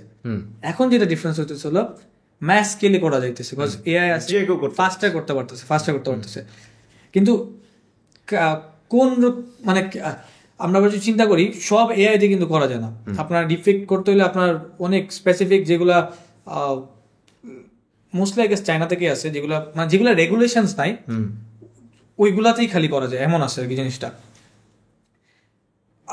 যদি কোনো দেশের গভর্নমেন্টস থাকে, গভর্নমেন্ট আমার মনে হয় প্রত্যেক দেশেরই ওটাকে লতে আনতে হবে যে এরকম রেগুলেশন ছাড়া। যেমন আমি একটা এক্সাম্পল, যখন বেটিং এর যে ক্ষেত্রে হয়, বেটিং হয়, কি হয়, অনেক বেটিং সাইট থাকে না যেগুলি ইলিগালি চলে, সো ওইগুলো রেগুলেশন আনতে হয়। সো এইগুলোও সেম জিনিস, রেগুলেশন আনতে হবে। এখন কতটা আনতে পারবে যাই না, বাট আনতে হবে, আনতে পারলেই এই জিনিসগুলো স্টপ হবে। বিকজ এটা তো মানে মেয়েটা ডিজার্ভ করে না একদম, এটা তো পুরাই একটা ওর কিছু করার মানে ওর হাতেই নাই, একজন একটা ওর ফেস নিয়ে করে দিল, তাই না? আই গেট ইট, এটা আগেও হয়েছে, এমন 20 বছর ধরে হয়ে আসছে। সোশ্যাল মিডিয়া আগে ফটোশপ দিয়ে মানুষ করতো, তাই না? ভিডিও বানাইতো আগে দিয়ে প্রিমিয়ার প্রোতে করতো, ফটোশপে করে, তারপরে এখন করতেছে এআই দিয়ে, ম্যাস স্কেলে করতেছে। এবং আগে ভাইয়া ধরেন ফটোশপ দিয়ে করা গেলে ওইটা আপনার বোঝার একটা ওয়ে থাকতো, মানে আপনি কিছুটা রিয়েলিস্টিক বলতেছেন, কিছুটা হইলে ধরা যায়। বাট এখন হচ্ছে আপনার ফেসের সাথে আপনার বডি টাইপ মিলায় করা। এখানে ডিফারেন্সটা আসলে আমাদের ফার্স্ট যে কনভারসেশনটা হয়েছিল একদম এখানে শুরুতে, যে চায়নাতে 6 বছর থেকে এআই শিখাইতেছে। কেন শিখাইতেছে জানি, বাচ্চাটা বুঝতে পারে কোনটা এআই কোনটা এআই না। এরা ফার্স্ট আমার আনসার ছিল, আমি বুঝলাম না, তারপর আনসারটা কি টেকনোলজি তো আরো বেটার হইতে পারবে এসে। বাট ফার্স্ট আন্ডারস্ট্যান্ডিংটা কি, যে আমি কিসের উপর কাজ করতেছি, হোয়াট ইজ ইট, তাই না? এটা এই কোনটা এআই কোনটা এআই, এটা তো বুঝানো অনেক ইম্পর্টেন্ট। আমি যেটা বললাম তখন, যে সোশ্যাল মিডিয়াকেও আমাদের একটা সাবজেক্ট হিসেবে ধরা উচিত ছিল একসময়, যেটা মানুষ করে নাই। বাট যত ওয়েব 3.0 কে ধরতে পারতেছে, ওরা এআই কে একটা ল্যাঙ্গুয়েজ হিসাবে ধরতেছে, সরি সাবজেক্ট হিসাবে ধরতেছে। এই সিমিলারলি আমার মনে হয় প্রত্যেক দেশেই, অ্যাটলিস্ট আমাদের দেশে এটাকে একটা সাবজেক্ট হিসাবে তৈরি করা উচিত, জানি মানুষ বুঝতে পারে, ডিফারেন্সিয়েট করতে পারে। আমাদের দেশে এআই তো বাদ দেন, এআই বাদেই আপনার মিস ইনফরমেশনের মানে আমরা হচ্ছে মানে অসাম, আমরা মিস ইনফরমেশনে লাইলাতুল গুজব, মানে বলে না হতে পারে না, বিকজ এটা আমরা ম্যাক্সিমাম মানুষ ফিগার আউট করতে পারে না কোনটা ট্রু কোনটা ট্রু না। আমরা আই গেট ইট, আমাকেও বলতে পারি, আমি নিজেকেও অনেক জায়গায় বলতে পারি এটা জিনিসটা। আমরা অনেকটা হেডলাইন রিডার্স বুঝেন, যে জাস্ট হেডলাইন পড়ছে, বাকি ভিতরে কি আছে কেউ জানে না, এটা দিয়ে ওইটাই শেয়ার করে দিতে চায়। কেন হয়েছে, কি জন্য হয়েছে, কেউ জানে না। 2 দিন পরে 3 দিন পরে কেউ এসে আরেকটা পোস্ট দেয়, তখন ওটা ভাইরাল হয়, আচ্ছা এই জন্য আসলে হয়েছিল। 2-3 দিনে তো ওই মানুষটার পুরা লাইফ ধ্বংস হয়ে গেল। যে ধরেন কিছু নিয়ে একটা পোস্ট দিল যে এই এমন করছে, ধরেন যে যার নাম কোনো কারোর নাম দিয়ে দিল একটা, 2-3 দিনে তো পুরো একদম শেষ করে দিল। পরে আচ্ছা এরকম হয়েছিল, এই জন্য হয়েছে জিনিসটা। ভিতরে অ্যাকচুয়ালি কি হয়েছে কেউ কেয়ার করে না। আমরা আমাদের দেশে স্পেসিফিকলি অনেক, যত আমরা ফেসবুকের কালচারে অনেক চলি, বিদেশে তো ফেসবুকের কালচার চলে না অত একটা। এখানে এনভায়রনমেন্ট অনেক টক্সিক, ফেসবুকটা অনেক টক্সিক ধরতে গেলে। এক্স্যাক্টলি, না এইটা আমার এর আনসারটা হবে এটাই, যে আমার মনে হয় ছোটবেলা থেকে ট্রেন করা উচিত। এন্ড সেকেন্ডলি আমার মনে হয় যে গভর্নমেন্টসদের অনেক রেগুলেশনস আনা উচিত। না এটার জন্য ওই যে এডুকেশনটা দরকার আসলে, যে কতটুকু তোমার বাউন্ডারিজ, কতটুকু তুমি যেতে পারবা না, এটা খুবই। যেমন আমি একজন জার্নালিজমের স্টুডেন্ট, হ্যাঁ, তো আমি ধরেন জার্নালিস্ট হওয়ার জন্য পড়তেছি না, বাট আমার জার্নালিজম বিষয়টা অনেক ভালো লাগে। তো এখানে আমরা যখন পড়ি আমাদেরকে কিন্তু প্রচুর পরিমাণে ইয়েলো জার্নালিজম নিয়ে পড়াশোনা করানো হয়, যে আপনার ইয়েলো জার্নালিজম যে একটা দেশের জন্য কতটা ক্ষতিকারক। হ্যাঁ, ধরেন একটা একটা একটা সরকারকে টিকে রাখার জন্য মিডিয়া অনেক বড় একটা রোল প্লে করে, আবার একটা সরকারকে ধ্বংস করার জন্য মিডিয়া কাজ করতে পারে। এখন যখন মিডিয়াতেই করাপশন সবচেয়ে বেশি, তখন আসলে আপনার ওই দেশের গভর্নেন্সও ভালো হবে না, দেশের উন্নতিটাও আসলে পসিবল না ওইভাবে। তো ইভেন আমাদেরকে হয়তো আপনার ইয়েলো সাংবাদিকতা, ইয়েলো জার্নালিজম নিয়ে খুব জ্ঞান দিচ্ছে, পড়াচ্ছে, আমাদের ডিপার্টমেন্টেরই ভাইরা হয়তো বাইরে হয়ে ওই ইয়েলো জার্নালিজমই করতেছে। হ্যাঁ, এটা হয়তো আমার ডিপার্টমেন্টে কেউ শুনে রাগ করতে পারে, বাট এটাই রিয়েলিটি। তো আলটিমেটলি আপনি যদি বলেন যে আপনি অনেস্ট সাংবাদিক হবেন, আপনি পারবেন না আসলে বাংলাদেশ পার্সপেক্টিভে। কারণ আপনি যার আন্ডারে কাজ করবেন, যে কোম্পানির আন্ডারে কাজ করবেন, সেই কোম্পানি হয়তো চায় না যে আপনি অনেস্ট জিনিস পাবলিশ করেন। আবার অনেস্ট থাকতে চাইলে আপনি দেশেও থাকতে পারবেন না, অনেক ঝামেলা। যেমন বাংলাদেশে আপনি যদি 2-3 জন প্রমিনেন্ট জার্নালিস্ট ধরেন, যেমন ইলিয়াস হোসেন বলেন, খালিদ মহিউদ্দিন বলেন, আরও 2-1 জন আছে, কনক সারোয়ার, এরা কিন্তু সবাই ওই দেশেই নাই কেউ। বাট এদের অ্যাজ এ জার্নালিস্ট এদের কিন্তু একটা ভালো ফেমাস জার্নালিজমের, এরা হচ্ছে মানে এক ধরনের সেলিব্রিটি, বা এরা মহানায়ক টাইপের একটা পর্যায়ে চলে গেছে। ইভেন বিগত সরকারকে যে একদম ফল করানোর ক্ষেত্রেও ইলিয়াস হোসেন বা এদের কিন্তু একটা বিশাল ভূমিকা ছিল। হ্যাঁ, তো বাট আলটিমেটলি সমস্যা হইতেছে এই মানুষগুলা মনে করেন লাখে কোটিতে 1-জন 2-জন 3-জন, যার কারণে আসলে এই যে করাপশনটা সরতেছে না। আর আমাদের ধরেন এখন মিডিয়া হাউসগুলো চালাইতেছে হয়তো বড় বড় গ্রুপরা, বিজনেস গ্রুপরা, পলিটিশিয়ানরা, যার কারণে এখানে করাপশন আরো ঢুকে। কারণ ব্যাড পিপলরা হচ্ছে এমন একটা ইন্ডাস্ট্রি চালায় যেটার সাথে মানুষের একটা দেশ একদম ফুললি কানেক্টেড, দেশের সবকিছু কানেক্টেড, সবকিছু রিপ্রেজেন্ট এরা করতেছে। তো সেক্ষেত্রে আসলে প্রবলেমটা অনেক বেশি বেড়ে যায়। না, আমার মনে হয় জার্নালিজমের থেকে বেশি সমস্যা মানে আমি পার্সোনালি আমি তো ওটা অত কথা বলতে পারবো না, যে আমার কোনো আইডিয়া নাই, মানে আমি অত এক্সপিরিয়েন্স নাই সেক্টরে, অত কথা বলতে পারবো। বাট আমি যেটা প্রথম থেকে আমি পুরো পডকাস্টে যেটা বলেছি, কমিউনিকেশনের ক্ষেত্রে যেটা বলেছি, সেইখানে আমার মনে হয় একই জিনিস, আইডেন্টিফাই করতে পারা কোনটা রাইট কোনটা রং, যেটা আমরা অনেক স্ট্রাগল করি। কিন্তু আমাদের যদি এডুকেশনটা আজ থেকে 5-10 বছর 15 বছর পর যদি গিয়ে এডুকেশনটা ভালো হয় আরো দেশের, যেটা করা অনেক পসিবল, তখন গিয়ে একটা মানুষ এমনি আইডেন্টিফাই করতে পারবে যে আচ্ছা এটা ট্রু, এটা ফলস, এটা ট্রু, এটা ফলস। যখন একটা নিউজ দেখতেছে কেউ, এটা তো ডাজন্ট সাউন্ড রাইট, এটা তো শুনতেই আজব লাগতেছে, তখন ইজিলি একটা মানুষের বোঝা উচিত। এখন কেন বুঝে না, আমি এটা আরো ভালোভাবে একটা এক্সাম্পল দিতে পারবো। সেটা হচ্ছে যে আমি বিলিভ করি আমরা না বেশি এক্সপোজড হই না ইনফরমেশনে। সো আমি কোনো পলিটিক্যালি কিছু বলতেছি না, আমি নর্মালি যদি বলি, ধরেন আপনি যদি বাংলাদেশি ক্রিয়েটার্সদের দেখেন, ক্রিয়েটার ইকোনমি, যেটা বাংলাদেশি ক্রিয়েটাররা সবচেয়ে বেশি কাদেরকে ফলো করে বলতে পারবেন? বাংলাদেশের ক্রিয়েটাররা। হ্যাঁ, কাদের মতো কন্টেন্ট বানানোর চেষ্টা করে? ইন্ডিয়া। Exactly, India. আমাদের কতটুক দৌড়টা দেখেন, আমাদের ইনফরমেশন যে এক্সপোজ হইতেছে আমাদের ইন্ডিয়া পর্যন্ত যাচ্ছে ম্যাক্সিমাম, আমি সবাই বলছি না, ম্যাক্সিমাম। গ্লোবাল যে এক্সপোজারটা এটা অনেক কম আমাদের। আপনি যখন গ্লোবাল এক্সপোজারটা পাবেন তখন আপনার ব্রেন আরো বেটার ট্রেন হবে, আর তখন আপনি আরো বেটার বুঝতে পারবেন আচ্ছা এটা রাইট, এটা রং, এটা রাইট, এটা রং, বিকজ আপনি বেটার একটা আইডিয়া পাচ্ছেন যে কোনো কিছু, ঠিক আছে? কিন্তু আমাদের ওটা ম্যাক্সিমাম নাই। আমি একটা ক্রিয়েটর ইকোনমি দিয়ে আমি এক্সাম্পল দিচ্ছি। সো পলিটিক্যালি যদি আমরা আসি বা যদি গভর্নেন্স এই দিকে আসি, একই জিনিস, যে মানুষ তো যত এডুকেশনটা পাইতেছে না, এক্সপোজ টু ইনফরমেশন হইতেছে না আগে থেকে।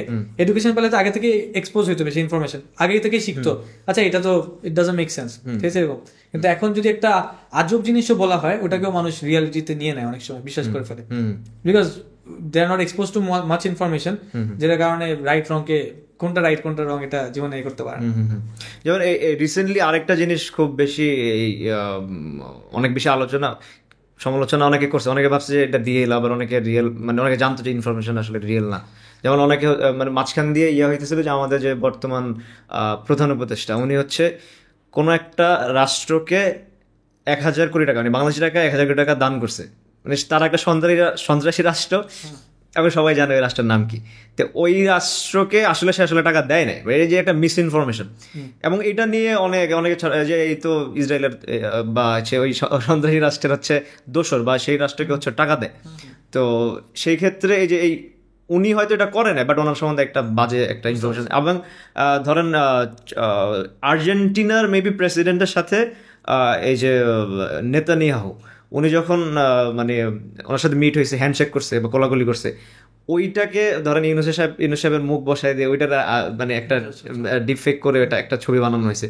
তো এই যে মিস ইনফরমেশন গুলো ছড়াচ্ছে, বাট অনেকে আবার বিশ্বাসও করে, অনেকে শেয়ারও করে যে এই উনি তো এটা করছে, বাট হচ্ছে কিনা আসলে আমি জানি না, আমি জানি না ওটা যে জানি না, আমি জানি না, বাট আমার মেইন লজিকটা হচ্ছে যে এডুকেশনটা যদি স্ট্রং করা যায়, মানুষ ইনফরমেশনকে, আমি একটা আরেকটা এক্সাম্পল দিই, আরো বেটার একটা ইজি এক্সাম্পল, পলিটিক্যাল সিনারিও থেকে সরে, মানুষ কোর্সকে স্ক্যাম বলে, হ্যাঁ ঠিক আছে, মোস্টলি কোর্সকে স্ক্যাম বলে, তাই না? এটা কার ফল্ট, যে কোর্স বেচতেছে নাকি যে কিনতেছে? যে কিনতেছে। কারণটা কি? ওর এডুকেশনটাই, হ্যাঁ, ওর এই গাইডলাইনটাই, এডুকেশনটাই নেই যে ফিগার আউট করতে হবে এটা কি আমার জন্য রাইট কি রং। কারণ কিনার পর দেখাচ্ছে এটা আমার জন্য তো হয় না, আমি তো পারি না, আমি তো করতে পারবো না, এটা দোষ টাকার। মোস্ট লাইক সবসময় একজন যে সেল করছে ওকে বলতে পারে, কিন্তু যে মার্কেট করতেছে ও তো সারা জীবন নিজের প্রোডাক্টকে ভালোই বলবে। কেউ তো নিজে বলবে না ভাই আমার প্রোডাক্টটা খারাপ তুমি কিনো না, এটা তো বলবে না, ও তো ভালোই বলবে। তো ম্যাক্সিমাম সময় ইটস অ্যাবাউট আমি রাইট আর রংটাকে আমি বুঝতে পারতেছি কিনা, সেটা পলিটিক্যাল বলেন, এটা হোক যে কোনো ক্ষেত্রে। তো এটা এডুকেশনের জিনিস। ইনশাল্লাহ যদি 10-15 বছরে এডুকেশন বেটার হতে পারে, যে কোনো ইনফরমেশনকে মানুষ বেটার বুঝতে, তখন মানুষ একটা জিনিস কিনবেও বুঝে, বেটার বুঝতে পারবে, বেচবেও বুঝে। জাস্ট ওখানে না, পলিটিক্যাল সবকিছু সিনারিওতে আই থিংক বেটার বুঝতে পারবে। এক্স্যাক্টলি। ভাই আপনি 10 বছর ধরে ফ্রিল্যান্সিং ইন্ডাস্ট্রিতে কাজ করছেন, আপনার একটা এজেন্সি রান করার একটা এক্সপিরিয়েন্স আছে মোটামুটি একটা লং টার্মে।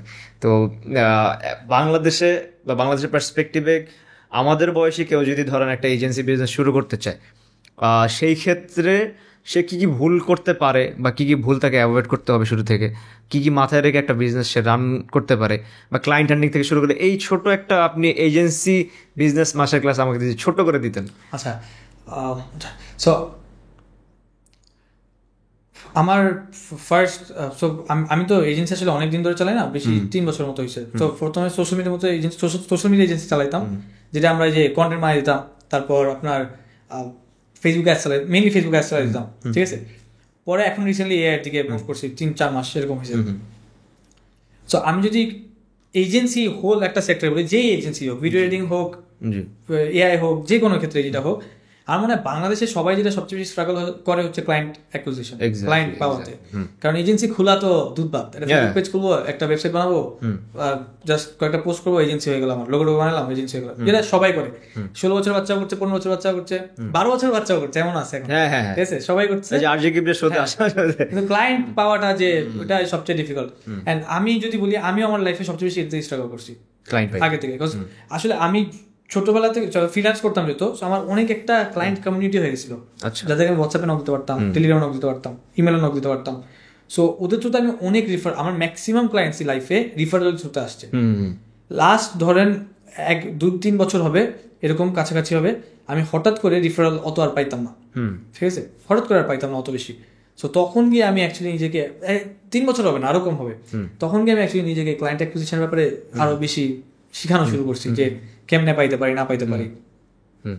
তো সবচেয়ে বড় মিস্টেক যেটা হচ্ছে এই জিনিসটায় ফোকাস না করা, ক্লায়েন্ট কেমনে মানে ক্লায়েন্টকে কেমনে আনবো। আর ম্যাক্সিমাম মানুষ আমরা সবকিছু করি, ওয়েবসাইট বানাই, ফেসবুকে করি, পোস্ট করি, সবকিছু করি, ক্লায়েন্ট কেমনে আসবে এটাই চিন্তা করি না। এজেন্সি খুলে দিচ্ছি, ওইটাতেই একটা ডোপামিন হিট পেয়ে বসে থাকে, আর তারপর একটু স্মল এম করি, যাচ্ছে এখানে করি না পেরে যাবো, এটা কাউকে ধরেন লোকালি চেষ্টা করে, লোকালি করি, যদি বিদেশে করতে পারে আরো বেটার, কিন্তু সবাই একটু স্মল এম করে, কেন জানেন, ঠিক আছে। কিন্তু ঘুরে ফিরে আমার কাছে মনে হয় লোকালি যে আপনি অ্যাপ্রোচ করবেন আর বিদেশে যে অ্যাপ্রোচ করবেন একই জিনিস, দুইটাই কিন্তু অ্যাপ্রোচ। তো এটা একটা। সেকেন্ডলি হচ্ছে লো টিকিট আর হাই টিকিট অ্যাপ্রোচ করা আর ক্লোজ করা একই জিনিস। কিন্তু আমি আপনাকে $5,000 কিছু বেচলে, এটা আমার অনেক পরে এসে, লাইক অনেক পরে এসে রিয়েলাইজেশন হয়েছে, লাইক 6 মাস 1 বছর হবে ধরেন, এত বয়স হওয়ার পরে, যে বেচা কিন্তু দুনিয়ায় একই জিনিস। আমি আপনাকে $5,000 বেচি কোনো প্রোডাক্ট, নাকি $500 কোনো প্রোডাক্ট বেচি, আপনাকে আমার বেচতেই হবে, আপনার থেকে আমার ইয়েসটা পাইতেই হবে। সো ওই ক্ষেত্রে হায়ার টিকিট বেচা অলওয়েজ বেটার, কারণ বড় লোকের কাছে বেশি টাকা থাকে, বড় লোক টাকা বেশি ইজিলি দেয়, অত চিন্তা করে না। যে একটু থাকে না অলওয়েজ, মিমটা দেখছেন না, যে লো পেইং ক্লায়েন্ট জিজ্ঞেস করে আমার এটা হয়েছে, আর বড় লোক আচ্ছা রেখে দাও, করে নেও, আমি দিয়ে দেবো, এরকম টাইপের, একদম ইজি। তো এই দুইটা মিস্টেক আমার মনে হয় সবচেয়ে বেশি হবে, যে সবকিছু বাদ দিয়ে just focus on client acquisition, সবকিছু বাদ দিয়ে, ওয়েবসাইট কিচ্ছু লাগবে না, একটা কোর অফার, ওই কোর অফারের মধ্যে একটা আমি কেমনে ক্লায়েন্ট অ্যাকোয়ার করবো, হইতে পারে আমি ইমেলের থ্রুতে আউটরিচ করতেছি, লিঙ্কডইন, হ্যাঁ লিঙ্কডইন সো যে কোনো একটা মেথড হতে পারে, আউটরিচ করতেছি, হতে পারে আমি জাস্ট কন্টেন্টের থ্রুতেই পাবো। সো আমি যদি 5,000 ফলোয়ার পাই তার মধ্যে 2-3-5টা ক্লায়েন্ট পাবোই। সো জাস্ট কন্টেন্ট বানাচ্ছি, এটা হতে পারে। অর হইতে পারে আপনার আর কি আছে, ইনবাউন্ড আউটবাউন্ড, এই যে এইটি আউটরিচ, অ্যাডস হইতে পারে, যদি আপনার টাকা থাকে আপনি অ্যাডস হইতে পারেন। আমি অ্যাড থেকে অনেক ক্লায়েন্ট পেয়েছি, এটা বলতে পারেন। যেমন আমরা আমাদের এজেন্সি ভিজুয়াল যখন শুরু করছি আমাদের কিন্তু ক্লায়েন্ট ছিল, তারপরে মানে আগে ক্লায়েন্ট হান্টিং করছি, তারপরে আমরা এমপ্লয় নিছি। আমাদের 4 জন ক্লায়েন্ট আমাদের হাতে আসছে, তারপরে আমরা এমপ্লয় হায়ার করছি। ম্যাক্সিমাম মানুষের, হ্যাঁ ছোটরা, আমি মানুষ বড় থেকে বলবো না, যারা এক্সপিরিয়েন্স হয়ে যায় ওরা করে, কিন্তু ছোটরা মনে করে আমার এজেন্সি হচ্ছে বেসিক্যালি প্রথমে ডিজাইনটা করা, কয়েকটা মানুষ না, তুমি ফার্স্টে ক্লায়েন্ট খুঁজবা, ক্লায়েন্ট মানে টাকা দিতে হবে, ফ্রিতেই করার জন্য, but you still have a client, okay পরে তুমি পেডে আনতে পারবা। প্রথমে 3 জনের ফ্রি করো না, 5 জনের ফ্রি করো না, এক্স্যাক্টলি, পরে ওকে আনতে পারবা। না এই একটা কারণে কিন্তু আমাদের আসলে ভিজুয়াল যারা লসের সম্মুখীন হইতে হয় না, মানে ডিরেক্টলি আমরা মোটামুটি লাভের দিয়ে চলছি ফার্স্ট মান্থ থেকে। যদি আপনি আপনার পার্সোনাল লাইফে যে কোনো ভুল করছেন কিনা এজেন্সি দেওয়ার সময়, সেই ভুলগুলো কিভাবে আমরা অ্যাভয়েড করতে পারি, ওগুলো একটু উদাহরণ দিয়ে। তো আমি তো ধরেন কি বলে, আমি তো শুরু করছি হচ্ছে 2014-তে ফ্রিল্যান্সিং, 2014-তে freelancer.com শুরু করলাম। তো ওখান থেকে ফ্রিল্যান্সিং তো করছি অনেক বছর। তারপর ফ্রিল্যান্সিং বলতে জাস্ট অনলাইন প্ল্যাটফর্মে না, প্ল্যাটফর্মের বাইরেও অনেক করছি, অনেক। সো প্ল্যাটফর্মের বাইরে করার পরেও তারপর এজেন্সি করলাম, সোশ্যাল মিডিয়া এজেন্সি। আমি এই যে ভিডিও এডিটিং যে বুম হয়েছে বাংলাদেশে, একটা মাঝে কিন্তু ভিডিও এডিটিং বুম হয়েছে, সবার ভিডিও এডিটিং এজেন্সি আছে, সবার ভিডিও এডিটিং করতেছে, সবাই অনেক একটা বড় বুম হয়েছে। তো আমি তার আগে ভিডিও এডিটিং এ ঢুকছি। সো আমি যত গ্লোবালে এত এক্সপোজড ভিডিওস দেখি, এত কিছু দেখি, এত কন্টেন্ট করি, কনজিউম করি। সো আমি জানতামই, আমার টিকটকে এগুলো ভিডিও আছে, যে আমি জানতামই ভিডিও এডিটিং বুম করবে, বাংলাদেশ হোক আর বাইরেও, যেটা বুম করবে, ঠিক আছে। স্পেসিফিকলি শর্ট ভিডিওসগুলো, তখন এইসব এআই অ্যাপটা পাশে নেই, তখন হচ্ছে পডকাস্ট থেকে ক্লিপস বানাইতে একটা এজেন্সি। তা আমি চিন্তা করছিলাম এটা শুরু করবো, তো আমি এটা শুরু করছিলাম 6 শর্টস নামে, আজকে 3 বছর আগে এরকম হবে। তো আমি আর্লি ঢুকছি, বাট এইটা আমি কেন আমার বলি, আমার মনে হয় আমার লাইফে one of the biggest mistake হচ্ছে এটা করাটা। আচ্ছা, এটা রিজন হচ্ছে, it is not my idol path. আমি কোনোদিন ভিডিও এডিটিং এর আশেপাশেও ছিলাম না। আমি জাস্ট মনে করছি আচ্ছা একটা, ওই যে প্রথমে বললাম না শাইনি অবজেক্ট সিনড্রোম, আমার একটা অভ্যাস ছিল। তো ওইটা এরকম ছিল একটা, যে আমার কাছে মনে হয় যে আচ্ছা ভিডিও এডিটিং এ অনেক টাকা কামাইতে পারবো, আমি ঢুকে দেখি এটা পারবো না, এরকম ট্রাই করছি, বুঝছেন। তখন কিন্তু আমার এজেন্সি ভালো চলতেছে। আমি যদি ওই সময় জাস্ট ফেসবুক অ্যাডস এজেন্সি যেটা ছিল ওটাতেই ফোকাস করতাম, তাহলে আমার মনে হয় এজেন্সি অনেক বড় হইতো আরো বেশি। বাট আমি কি করছি, না আমি ওটা ট্রাই করি, ওইটা মনে হয় যে বেটার একটা বড় কিছু করতে পারবো। তো শুরু করছি, যত আমার এক্সপিরিয়েন্সটাই নাই, আমি জীবনে ওই জায়গাটায় এক্সেল করতে পারি, ভালো করতে পারিনি, জীবনে করতে পারিনি। এমন হয়েছে যে আমার পরে যারা শুরু করছে ভিডিও এডিটিং এজেন্সি, বিকজ ওরা ভিডিও এডিটিং এর এক্সপিরিয়েন্স আছে, ভিডিও এডিটিং এর আশেপাশে কি হয়, আমি প্রিমিয়ার প্রো পারি না, আমি আফটার এফেক্টস পারি না, এমন না যে আকাশ অনেক ভালো পারতে হবে, বাট আমি 0 to 1ও পারি না তেমন একটা, জাস্ট বুঝি, যত আমি ডিজাইন করতে বুঝি, কিন্তু আমি এমন না যে অনেক ভালো পারি, ঠিক আছে। এখন শিখছি, ওই সময় কিছুই পারতাম না। তো ওটা শুরু করাটা অনেক বাজে মিস্টেক ছিল। যদি কেউ ভিডিওটা দেখতেছে, আমি এটাই সাজেস্ট করবো যে তোমার যে প্যাথটা, তুমি যেটার মধ্যে আসো, তোমার ওটাতে বেশি ফোকাস করা উচিত। এই এতগুলা জিনিস না করার চেষ্টা করছি যে আচ্ছা এটা ভালো করতে পারে, এর মধ্যে ঢুকে যায়, এটা ভালো করতে পারে, এর মধ্যে ঢুকে যায়। ইনফ্যাক্ট ওই যে একটা স্টাডি আছে না, যে হাইপার সাকসেসফুল পিপলদের সবচেয়ে বেশি কি বলে ট্রিট, 3টা ট্রিট আছে। একটা হচ্ছে আপনার সুপেরিয়রিটি কমপ্লেক্স। সুপেরিয়রিটি কমপ্লেক্স মানে হচ্ছে আপনি মনে করেন আপনি সেরা, আপনি অলওয়েজ জোস, ঠিক আছে, এটা একটা, মানে অন্যদের থেকে বেটার আপনি, এটা একটা অলওয়েজ থাকে। একটা থাকে হচ্ছে ক্রিপলিং ইনসিকিউরিটি, সেটা হচ্ছে যে আপনার সবসময় মনে হয় যে আপনি এনাফ করতেছেন না, 20টা পডকাস্ট করে ফেলছেন, তারপর মনে হচ্ছে না আরো করতে হবে, আমি কিছুই করিনি, দুনিয়ার কিছুই করতে পারছি। আর থার্ড হচ্ছে এই ইম্পালস কন্ট্রোল। ইম্পালস কন্ট্রোল হচ্ছে এই যে যখন কিছু, ধরেন আজকে আমি একটা জুতা দেখলাম, কিনে ফেললাম, ঠিক আছে, আমার টাকাটা চলে গেল, সেভ করতে পারলাম না। বা আমি এখন এই যে সেম, যদি আমি এটা দিই যে আমি সোশ্যাল মিডিয়া এজেন্সি চালাচ্ছি, আমি হঠাৎ করে মনে হলো যে এটার মধ্যে টাকা আছে, এটার মধ্যে ঢুকে গেলাম, শাইনি অবজেক্ট সিনড্রোম, যেটা আমি ইম্পালসটা নিজের কন্ট্রোল করতে পারতেছি না, ঠিক আছে, হঠাৎ করে চাহিদা ছিল কন্ট্রোল করতে পারছি না। তো যারা সবচেয়ে রিচ হয়, হাইপার সাকসেসফুল পিপল, যারা বিলিয়নার্স, ওদের সবাই স্টাডি করে দেখা গেছে এই 3টা ট্রেট সবচেয়ে বেশি থাকে। যারা ইম্পালস কন্ট্রোল করতে পারে, যারা ক্রিপলিং ইনসিকিউরিটি থাকে, যে মনে হয় সবসময় আমি এনাফ করতেছি না, আর যারা যারা কিছু লাগবে সুপারিটি, যে আমি সেরা, এই 3টা। তো এই 3টা যদি আমি ধরি আমার মধ্যে ধরে আছে, এই ইম্পালস কন্ট্রোলটা ছিল না জীবনে, এখনো আছে কিনা জানি না, বাট অনেক বেটার।